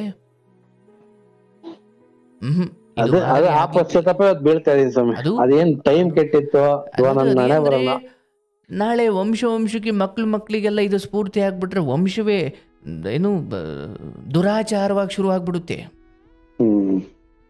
ಪುಣ್ಯ ಮಕ್ಕಳಿಗೆ ಈ ಗಾಳಿ ತಗಲದೇ ಇರಲಿ, ಯಾರೇನೇ ಆಗಲಿ. ಈಗ ಹೆಂಡತಿ ಮಧ್ಯದಲ್ಲಿ ಬಂದು ಸತ್ತೋದ್ರು ಕೂಡ ನನ್ನ ಹೆಂಡತಿ ಸತ್ತೋಗಿರ್ಬೋದು, ಅವಳು ನನ್ನ ಜೊತೆ ಇದ್ದಾಳೆ ಅಂದ್ಕೊಂಡು ಜೀವನ ಪೂರ್ತಿ ಇರೋರಿದ್ದಾರೆ. ಒಂದು ಮಗಳು ಮನೆಗೆ ಹೋದಾಗ ನಾನು ಹಿಂಗೆ ಮಾಡಿದೆ ಅಂದರೆ ನನ್ನ ದಾಂಪತ್ಯದಲ್ಲಿ ನಾನೇನು ನಿಯತ್ತಾಗಿದ್ದಂಗಾಯ್ತು. ಅದೇ ಸ್ವಾಮಿ, ನಾನು ಇರ್ಲಿಲ್ಲ, ಅದಕ್ಕಾಗಿ ಆಗಬಾರ್ದು ಅಂತ. ಯಾಕೆ ನಾನು ಇದು ನೊತ್ತಿ ಹೇಳ್ತೀನಿ ಅಂದರೆ ನನ್ನ ಉದ್ದೇಶ ನಿಮ್ಮ ಆತ್ಮದ ಉದ್ಧಾರ. ನಾನು ಹೌದು ಮಾಡಿದೆ, ತಪ್ಪಾಯ್ತು, ಇದು ಮತ್ತೊಂದು ಕೆಟ್ಟ ಜನ್ಮ ಕಾರಣ ಆಗ್ಬಿಡುತ್ತೆ. ಯಾವ ಮಟ್ಟಿಗೆ ಅಂದರೆ ಅಯ್ಯೋ ನನ್ನ ಹೆಂಡತಿ ದೇವತೆ ಅಂತವಳು ಅಂತ ಆಕೆ ಇನ್ನು ಯಾವತ್ತೂ ಕೂಡ ನನ್ನ ಈ ದಾಂಪತ್ಯದ ಬದುಕಿನಲ್ಲಿ ಯಾವತ್ತೂ ಆ ಕೆಟ್ಟ ದಾರಿ ಹಿಡಿದವಳಲ್ಲ. ನಾನು ಏನೋ ಕೆಟ್ಟ ಬುದ್ಧಿ ಮಾಡ್ಕೊಂಡು ಹಿಂಗೆ ಮಾಡ್ಕೊಂಡ್ಬಿಟ್ಟೆ, ನನ್ನ ಹೆಂಡತಿ ದೇವತೆ ಅಂತವಳು ಸ್ವಾಮಿ ಅಂತ ಈ ಕ್ಷಣದಲ್ಲಿ ಹೆಂಡತಿ ಬಗ್ಗೆ ಒಂದೊಳ್ಳೆ ಮಾತು ಹೇಳಿದ್ರೆ ಬಹುಶಃ ನಿನ್ನ ಪಾಪ ಕಡಿಮೆ ಆದೀತು. ಹೌದು ಸ್ವಾಮಿ, ಅದೇ ಹೇಳಿನಲ್ಲ, ಅವತ್ತು ಇಲ್ಲ ಇವತ್ತು ಇಲ್ಲ. ಹಂಗಾಗ ಅವತ್ತಿಗೆ ಇವತ್ತು ನನ್ ಸೇರ್ಸ್ಕೊಂಡಿದ್ದು. ಇವತ್ತಿನ ಚೆನ್ನಾಗೇ ಇದಾರೆ ಸ್ವಾಮಿ, ಇಲ್ಲ ಅಂತಲ್ಲ. ವರಲಕ್ಷ್ಮಿ ಹಬ್ಬದಿಂದ ಈಚೆಗೆ ಎಲ್ಲಾರು ಚೆನ್ನಾಗೇ ಇದ್ದೀವಿ, ಮಗಳನ್ನೂ ಸೇರ್ಸ್ಕೊಂಡೆ, ಮೊಮ್ಮಕ್ಕಳ ತಗೋ ಚೆನ್ನಾಗಿದ್ದೀನಿ, ಎಲ್ಲಾರ ತಗೋ ಚೆನ್ನಾಗಿದ್ದೀನಿ. ಆದ್ರೆ ಒಂದೇ ಒಂದು ಎಲ್ಲವೂ ಅಷ್ಟೇ, ತುಂಬಾ ಶಿಸ್ತು ಡಿಸಿಪ್ಲಿನ್ ಇರಬೇಕು, ಹೌದು. ಆದ್ರೆ ಯಾವ ಡಿಸಿಪ್ಲಿನ್ ಪಾಲಿಸದೇ ಹೋದರೆ ಕೆಲವೊಮ್ಮೆ ಆದ್ರೆ ನಂದು ಕೋಪ ನನ್ನ ತಿಂದ್ಬಿಡ್ತು ಸ್ವಾಮಿ. ಅಷ್ಟೇ, ನನಗೆ ಕೋಪ ಅನ್ನೋದು ಕಂಟ್ರೋಲ್ ಶಕ್ತಿ. ಅದನ್ನೇ ಹೇಳ್ತಾ ಇದ್ದೀನಿ. ಕೋಪ ಅಂದ್ರೆ ಇದು ತಪ್ಪಾಯ್ತಾ ನೀನು ಹೋಗು, ಇದು ತಪ್ಪಾಯ್ತಾ ನೀನು ಹೋಗು, ಎಲ್ಲರೂ ಕಡೆಗೆ ನಾನು ಒಂಟಿ ಆಗ್ಬಿಡ್ತೀನಿ ಅಥವಾ ನಾನು ಅನಾಥ ಆಗ್ಬಿಡ್ತೀನಿ. ಅದೇ ಸ್ವಾಮಿ, ಒಂಟಿನೂ ಅದೇ ಅನಾಥನೂ ಅದೇ. ಹೇಳ್ತಾ ಇರೋದು ತಪ್ಪುಗಳನ್ನ ಕಂಡು ಹಿಡಿಯೋದು ಮತ್ತು ಅದನ್ನು ತಿದ್ದುವುದರ ಉದ್ದೇಶ ಅವರು ನಮ್ಮ ಜೊತೆ ಇದ್ದೇ ಚೆನ್ನಾಗಿ ಬದುಕಬೇಕು ಅನ್ನೋದೇ ಆಗಿರ್ಬೇಕೆ ಹೊರತು ಅವ್ರ ತಪ್ಪುಗಳನ್ನ ಕಂಡುಹಿಡಿದು ಅವ್ರನ್ನ ದೂರ ಹಾಕ್ತೀನಿ ಅಂದರೆ ನೀವೆಂತ ಪೋಷಕರಾಗ್ತೀರಿ? ಎಲ್ಲ ತಪ್ಪುಗಳನ್ನ ಕಂಡು ಹಿಡಿಯೋದು ಮತ್ತೆ ಅದನ್ನು ತಿದ್ದುವುದರ ಉದ್ದೇಶ ಅವ್ರು ನಮ್ಮ ಜೊತೆಗೆ ಇದ್ದೇ ಚೆನ್ನಾಗಿರ್ಬೇಕು ಅಂತ. ಬಟ್ ಅವ್ರನ್ನ ಆಚೆಗೆ ಓಡಿಸೋದಾದ್ರೆ ಡಿಸಿಪ್ಲಿನ್ಗೆ ಅರ್ಥವೇ ಇಲ್ಲ. ಮೊದಲೇ ಓಡಿಸ್ಬಿಡಿ, ಡಿಸಿಪ್ಲಿನ್ ಇಟ್ಕೊಂಡು ಆಸೆ ಓಡಿಸೋದ್ರ ಬದಲು ಮೊದಲೇ ಓಡಿಸ್ಬೋದು. ಒಂದೇ ಒಂದು ಮಾತು ಹೇಳ್ತೀನಿ, ನನಗೆ ಅವತ್ತಲಿಂದ ಒಬ್ಬರ ಹತ್ರ ಅನ್ನಿಸ್ಕೊಳಕ್ ನಡಿಲ್ಲ, ನಂದು ನಡಿಬೇಕು ಅನ್ನೋದು ನಾನು ಒಂಬದು ಬಾರಿ ತುಂಬಿತ್ತು ಸ್ವಾಮಿ. ಇಲ್ಲ ಅಂತಲ್ಲ, ಅದು ಯಾವಾಗ್ಲೂ ಅಷ್ಟೇ. ಇವತ್ತಲ್ಲ, ನನ್ಗೆ ಅವತ್ತು ಹುಡುಗನಾಲಿಂದಲ್ಲ ಅಷ್ಟೇ. ನಾನು ಅನ್ನೋದು ಇವತ್ತು ಏನೇ ಇದ್ರು ನಂದೇ ನಡಿಬೇಕು ಅನ್ನೋದೇ ನಾನು ಇಂಥವ್ರಿಗೂ ನಡೆದಿದ್ದು. ತೊಂದ್ರೆ ಇಲ್ಲ, ಧರ್ಮ ಡಿಸಿಪ್ಲಿನ್ ಅನ್ನೋದು ಸ್ವಾಮಿ ಒಳ್ಳೇದಕ್ಕೆ ಕೈ ಹಾಕ್ತೀನಿ. ಅದು ಒಳ್ಳೇದು ಅಂತ ನನ್ ಮನ್ಸಿಗೆ ಬಂದಿದ್ನ ಅದನ್ನ ಮಾಡೇ ತೀರ್ಸೋದು ನಾನು. ಇವತ್ತಿಗೂ ಅಷ್ಟೇ ನಾನು ಮಾಡಿರೋದು. ಅದೊಂದು ಮಾಡಿ ನಾನು ತಪ್ಪು ಮಾಡ್ಕೊಂಬಿಟ್ಟೆ. ಆಗ್ಲಿ, ಬಟ್ ಕೋಪ ಅಥವಾ ಕಾಮ, ಕ್ರೋಧ, ಈ ಲೋಭ, ಅದರಲ್ಲೂ ಈ ಮೂರು ನರಕಕ್ಕೆ ದಾರಿಗಳು. ನರಕದ ಹೆಬ್ಬಾಗಲು ಯಾವುದು ಅಂದ್ರೆ ಕೋಪ. ಈಗ ಒಬ್ಬ ಭಿಕ್ಷುಕ ಭಿಕ್ಷೆಗೆ ಹೋಗ್ತಾನೆ, ತಾಯಿ ಏನಾದರೂ ಭಿಕ್ಷೆ ಹಾಕ್ರವ ಭವತಿ ಭಿಕ್ಷಾಂದೇಹಿ, ಅವರು ಭಿಕ್ಷೆ ಹಾಕಲ್ಲ, ಮುಂದಕ್ಕೆ ಹೋಗು ಅಂತಾರೆ. ನಿಮ್ಮ ಮನೆ ಹಾಳಾಗಿ ಹೋಗ್ಲಿ ಅಂದ್ಬಿಟ್ಟು ಮುಂದಕ್ಕೆ ಹೋಗ್ತಾನೆ. ಇನ್ನೊಂದು ಮನೆಗೆ ಹೋಗ್ತಾನೆ, ಅವರು ಹಂಗೆ ಹೇಳ್ತಾರೆ, ನಿಮ್ಮ ಮನೆ ಹಾಳಾಗಿ ಹೋಗ್ಲಿ ಅಂದ್ರೆ ಭಿಕ್ಷೆ ಹಾಕ್ಲಿಲ್ಲ ಅನ್ನೋ ಕೋಪಕ್ಕೆ ಎಲ್ಲಾರ ಮನೇನು ಹಾಳಾಗ್ತಾ ಹೋದ್ರ ಕಡೆಗೆ ಇವನು ಬರೀ ಖಾಲಿ ಊರಲ್ಲಿ ಯಾರ್ಥ ಭಿಕ್ಷೆ ಕೇಳ್ತಾನೆ? ನನ್ನಂತೆ ಏನೋ ಒಂದು ನಡಿಲಿಲ್ಲ ಅಂದಾಗ ಒಳ್ಳೇದಾಗ್ಲಿ ಅಂತ ಹೇಳ್ಬಿಟ್ಟು ಮುಂದೆ ಹೋಗ್ಬೇಕಂತೆ. ಭಿಕ್ಷೆ ಹಾಕಿದ ಮನೆಗೆ ಎಷ್ಟು ಆಶೀರ್ವಾದ ಮಾಡ್ತಾನೋ, ಹಾಕ್ಲಿಲ್ಲ ಅಂದ ಮನೆಗೆ ಅಯ್ಯೋ ಈ ಮನೆಗೆ ಭಿಕ್ಷೆ ಹಾಕುವಷ್ಟು ಶಕ್ತಿ ಕೊಡ್ಲಪ್ಪ ದೇವ್ರೆ ಅಂದ್ಬಿಟ್ಟು ಹೋಗ್ಬೇಕಂತ ಅವನು. ಈಗ ಅದಕ್ಕೆ ಸ್ವಾಮಿ, ನಾನು ಎಂತರ್ಗು ನಾನು ಕೆಟ್ಟದ್ ಬಯಸಲಿ ಇಂಥವ್ರಿಗೂ. ನನಗೆ ನನ್ನ ಬಗ್ಗೆ ಏನೇ ಕೆಟ್ಟದ್ ಬಯಸಾರೋ ಆದ್ರೆ ಇಂಥವ್ರಿಗೂ ನಾನು ಯಾರಿಗೂ ಕೆಟ್ಟದ್ ಬಯಸಕ್ ಹೋಗಿಲ್ಲ. ಚೆನ್ನಾಗಿರ್ಲಿ, ನನ್ನ ಮುಂದೆ ಚೆನ್ನಾಗಿರ್ಲಿ ಅಂತ ಬಿಟ್ಬಿಟ್ಟಿದ್ದೀನಿ. ನಿಮ್ಮ ಕೋಪ ನಿಮ್ಮ ಬದುಕನ್ನು ಇಷ್ಟೆಲ್ಲ ಹೇಗೆ ಶನಿ ಮಹಾತ್ಮ ಕಥೆಯಲ್ಲಿ ರಾಜ ಸತ್ಯವ್ರತನನ್ನು ಎಷ್ಟು ಆಟ ಆಡಿಸುತ್ತಲ್ಲ ವಿಧಿ, ಹಾಗೆ ಬರಬಾರ್ದ ಕಷ್ಟಗಳು ದೇವಾನ್ ದೇವತೆಗಳಿಗೂ ಬಂದಿದ್ದಾವೆ. ಹಾಗೆ ನಿಮ್ಮ ಬದುಕಲ್ಲಿ ನನ್ನ ಈ ಕೋಪ, ನನ್ನ ಈ ಹಠ, ನನ್ನ ಈ ಕೆಲವೊಂದು ದುರಹಂಕಾರ, ನಿಮಗೆ ನೀವು ಅದನ್ನ ಮಂಜು ಕರಗಿದ ಹಾಗೆ ಕರಗಿಸ್ಕೊಂಡು ಇವತ್ತು ನೀವು ಮನುಷ್ಯರಾಗಿದ್ದೀರಿ. ಆಯಿತು, ಸಂಸಾರ ದೂಗ್ಲಿಕ್ಕೆ, ಸಂಸಾರ ನಡೆಸಲಿಕ್ಕೆ ಕೆಲವೊಮ್ಮೆ ಕೋಪ ಬೇಕಿತ್ತು. ಆದರೆ ಮಿತಿಮೀರಿ ಕರಗದಷ್ಟು ಬಾಗದಷ್ಟು ಕೋಪ ಎಲ್ಲರಿಂದ ನನ್ನನ್ನು ದೂರ ಮಾಡಿ ಕೆಟ್ಟ ಕೆಟ್ಟ ಕೆಲಸ ಮಾಡಿಸೋ ಥರ ಮಾಡಿಬಿಡ್ತು. ಹಾಗಾಗಿ ಇನ್ನು ಮುಂದೆ ಮಕ್ಕಳು, ಮಗಳು, ಮಗ, ಫ್ರೆಂಡ್ ರೀತಿಯಲ್ಲಿ ಏನು ಹೋಗ್ಬೇಕಾದ್ರೆ ಇವನ್ನೆಲ್ಲ ಬಿಟ್ಟೇ ಹೋಗಬೇಕು. ಏನೋ ಎಣಗಿರ್ಬೋದು, ಎಲ್ಲ ಮಾಡಿರ್ಬೋದು, ಬಂದಿರೋರು ಒಬ್ಬರೇ, ಹೋಗೋದು ಒಬ್ಬರೇ. ಈ ನಡುವೆ ಯಾರನ್ನೂ ಹೊಡೆದು ಚೈಚಿ ಸರಿ ಯಾಕಂದರೆ ಎಲ್ಲರೂ ಅವ್ರವ್ರ ಕರ್ಮ ಹೊತ್ಕೊಂಡೇ ಬಂದಿದ್ದಾರೆ. ಅದನ್ನು ನೀನು ಏನು ತಿಪ್ಪುರ್ಲಾಗ ಹಾಕಿದ್ರು ಅವ್ರ ಆ ಕರ್ಮ ಕಳತನ ಮಾಡಿಯೇ ತೀರ್ತಾನೆ ಅವನು, ಅಥವಾ ಅಪ್ಪ ಅಮ್ಮನಿಗೆ ಮೋಸ ಮಾಡಿಯೇ ತೀರ್ತಾನೆ. ಬಟ್ ನಮ್ಮ ಕೈಲಿರೋ ಸಾಧ್ಯತೆಗಳೇನು? ತಿದ್ದುವ ಗರಿಷ್ಠ ಪ್ರಯತ್ನ ಅಷ್ಟೆ. ಅದನ್ನು ಮೀರೇನು ನಡೀತಾ ಆಯಿತು. ನಿಮ್ಮ ಅಮ್ಮ ಕೂಡ ಅದೇನೋ ಒಂದು ವಿಚಾರದಲ್ಲಿ ಗರಿಷ್ಠ ಪ್ರಯತ್ನ ಮಾಡಿದ್ರೆ ಅದನ್ನು ಮೀರಿಯೂ ನಡೀತಲ್ಲ ನಿಮ್ಮದು ಒಂದು ಮದುವೆ. ಹಾಗಾಗಿ ನಮ್ಮ ಕೆಲಸ ಏನು? ಯಾರನ್ನು ನೀವು ಅಯೋಗ್ಯರು ಅಥವಾ ನೀವು ಬೇಡವೇ ಬೇಡ, ಅದು ಬೇಡ, ಇದು ಬೇಡ, ಮಾಡೋಷ್ಟು ಪ್ರಯತ್ನ ಮಾಡಬೇಕು. ಅದನ್ನು ಮೀರಿ ಆಯ್ತಪ್ಪ ನೀನು ಮನೆ ಬರ ಅನುಭವಿಸ್ಕೊಳ್ಳಿ ಅಂದ್ಬಿಟ್ಟು ಚೆನ್ನಾಗಿದ್ದಂಗೂ ಇರಬೇಕು, ಈ ಕಡೆ ಅವರಿಂದ ದೂರ ಇದ್ದಂಗೂ ಇರಬೇಕೆ ಹೊರತು ಯಾರಿಗೂ ನಿಷ್ಠೂರವಾಗಬಾರ್ದು. ಹಾಗಾಗಿ ಇದನ್ನು ಚೆನ್ನಾಗಿ ರೂಢಿಸ್ಕೊಳ್ಳಿ. ನಿಮ್ಗೆ ಒಳ್ಳೇದಾಗಲಿ. ಮಗ, ನಿಮ್ಮ ಹೆಂಡತಿ, ನಿಮ್ಮ ಮಗಳು ಎಲ್ಲರೂ ಕೂಡ ಬಂಗಾರದಂಗೆ ಬದುಕಿ, ಕಡೆಯ ಸಮಯವನ್ನು ತುಂಬ ಚೆನ್ನಾಗಿ ಬದುಕಿ. ಭಗವಂತ ನಿಮ್ಮೆಲ್ಲ ಚಿಕ್ಕ ಪುಟ್ಟ ತಪ್ಪುಗಳೇನು ಗೊತ್ತಿಲ್ಲದೆ ಆಗಿದ್ದಾವೆ, ಕೆಲವೊಂದು ಗೊತ್ತಿದ್ದ ಆಗಿರಬಹುದು, ಅವೆಲ್ಲದಕ್ಕೂ ಪ್ರಾಯಶ್ಚಿತವಾಗಿ ಈ ಸಮಯದಲ್ಲಿ ಈ ಮಾತುಗಳನ್ನು ಕೇಳ್ತಾ ಭಗವಂತನ ಸ್ಮರಣೆ ಮಾಡ್ತಾ, ಕಡೆಗೆ ಅದೊಂದೇ ಸತ್ಯ. ಯಾಕಂದರೆ ಅವನ ಆಶ್ರಯವೇ ಕಡೆಗೆ ಬೇಕಾಗಿರೋದು. ದೇಹ ಮಣ್ಣಿಗೆ ಸೇರುತ್ತೆ, ಆತ್ಮ ಪರಮಾತ್ಮನೊಳಗಡೆ ಹೋಗುತ್ತೆ. ಆ ಪರಮಾತ್ಮನ ಆಸರೆ ನಮಗೆ ಬೇಕು ಅಂದಾಗ ನಾವು ಈ ಚೆನ್ನಾಗಿ ಸಂಸಾರದ ತಾಪತ್ರಗಳೆಲ್ಲ ನಿಧಾನಕ್ಕೊಂದೊಂದೇ ಬಿಡಿಸ್ಕೊಂಡು ಅವರವರ ಬದುಕನ್ನು ನಡೆಸ್ಕೊಳ್ತಾ ಹೋಗ್ತಿದ್ದಂಗೆ ನಾವು ಒಂಚೂರು ಈಗ ಅಣಸ್ಲೇನು ಕೊಯ್ಬೇಕಾದ್ರೆ ಕೈಗೆ ಎಣ್ಣೆ ಹಾಕೊಳ್ತೀವಿ, ಅಂಟಿಸ್ಕೋಬಾರ್ದು ಅಂತ. ಹಂಗೆ ಸಂಸಾರ ನಿಭಾಯಿಸಬೇಕಾದ್ರೂ ಕೂಡ ನಿಭಾಯಿಸಬೇಕು, ಆದರೆ ತೀರಾ ಅಂಟ್ಕೊಳ್ಳೋದು ಇರುವಷ್ಟು ವೈರಾಗ್ಯ ಅನ್ನೋ ಎಣ್ಣೆಯನ್ನು ಹಚ್ಕೊಂಡೇ ಇರಬೇಕು. ಯಾಕೆ? ಎಲ್ಲಿ ರಸ್ತೆಯಲ್ಲಿ ಯಮಧರ್ಮ ಬಂದು ಬಾರಪ್ಪ ಅಂದ, ಇಲ್ಲ ನಾನು ಹೆಂಡ್ತಿಗೆ ಹೇಳಿಲ್ಲ, ಬಾರಪ್ಪ ಅಂತ ಅವನು.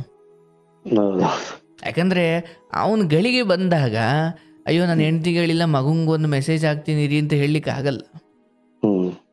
ಹಾಗಿರ್ಬೇಕಾದ್ರೆ ಯಾವಾಗ ಬಂದರೂ ನಾನು ಸಾವಿಗೆ ತಾಯಿ ಅನ್ನೋ ಥರ ಬದುಕಬೇಕು.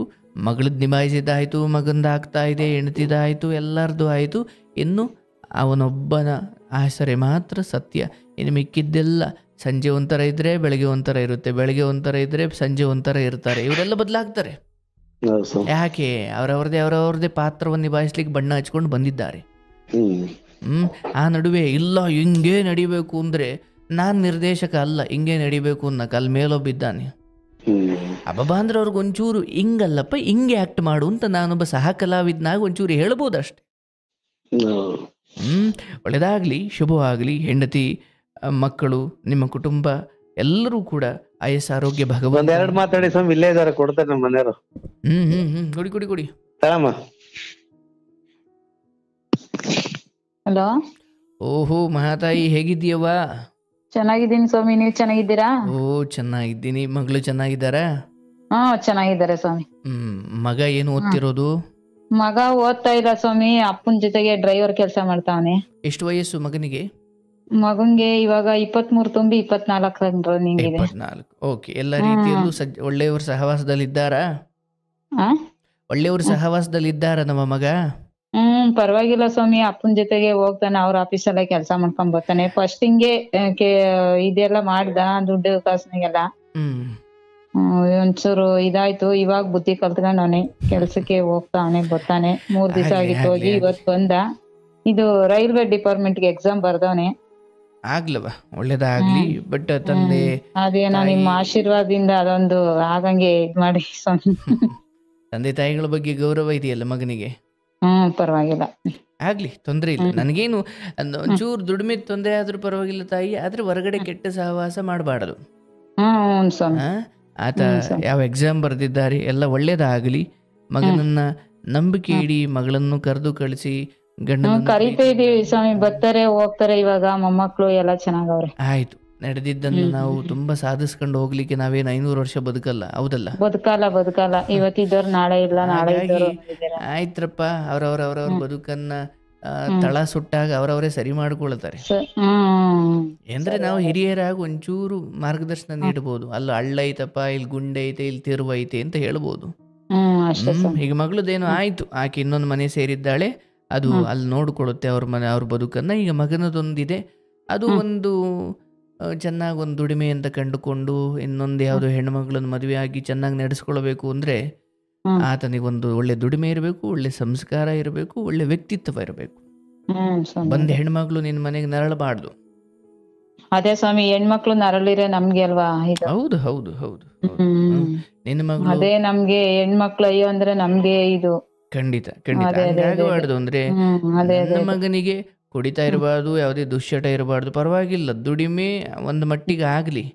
ಆದ್ರೆ ಬಂದ ಹೆಣ್ಣನ್ನ ಅನ್ಯಾಯ ಮಾಡುವ ಯಾವ ದುರ್ಗುಣಗಳು ನನ್ನ ಮಗನಿಗೆ ಇಲ್ದಂಗೆ ಇದ್ದಾಗ ನಾನು ಇನ್ನೊಬ್ಳು ಸೊಸೆಯನ್ನು ತರಬಹುದು, ಅಥವಾ ಒಂದ್ ಹೆಣ್ಮಗಳು ನನ್ನ ಮಗನ್ ಮದುವೆ ಮಾಡಬಹುದು. ಅದಿದ್ರೆ ಈ ಕಾಲದಾಗ ಇವಾಗ ಹೆಣ್ಣುಗಳು ಯಾರು ಕೊಡೋದಿಲ್ಲ. ಎಲ್ಲ ಕರೆಕ್ಟ್ ಆಗಿದ್ರೆ ಮಾತ್ರನೇ ಹೆಣ್ಗಳು ಕೊಡೋದು. ಕರೆಕ್ಟ್ ಆಗಿಲ್ಲ ಅಂದ್ರೆ ಹೆಣ್ಗಳು ಕೊಡೋದು ಕಷ್ಟನೇ. ಇವಾಗ ಕೊಡೋದು ಇಲ್ಲ. ಅಕಸ್ಮಾತ್ ಹಣೆ ಬರ್ಕೆಟ್ ಮದ್ವೆ ಆಗಿ ಒಂದ್ ವಾರ ಆದ್ಮೇಲೂ ಹೊಂಟೋಯ್ತಾರೆ. ಏನ್ ಮೊದ್ಲಂಗೆ ಏನ್ ತುಂಬಾ ಬೇಜಾರ್ ಮಾಡ್ಕೊಂಡ್ ಕೂತ್ಕೊಳ್ಳಲ್ಲ.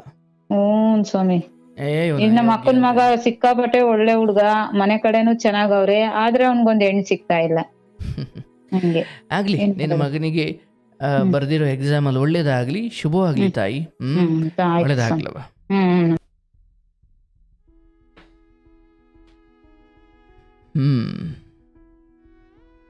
ಓಕೆ.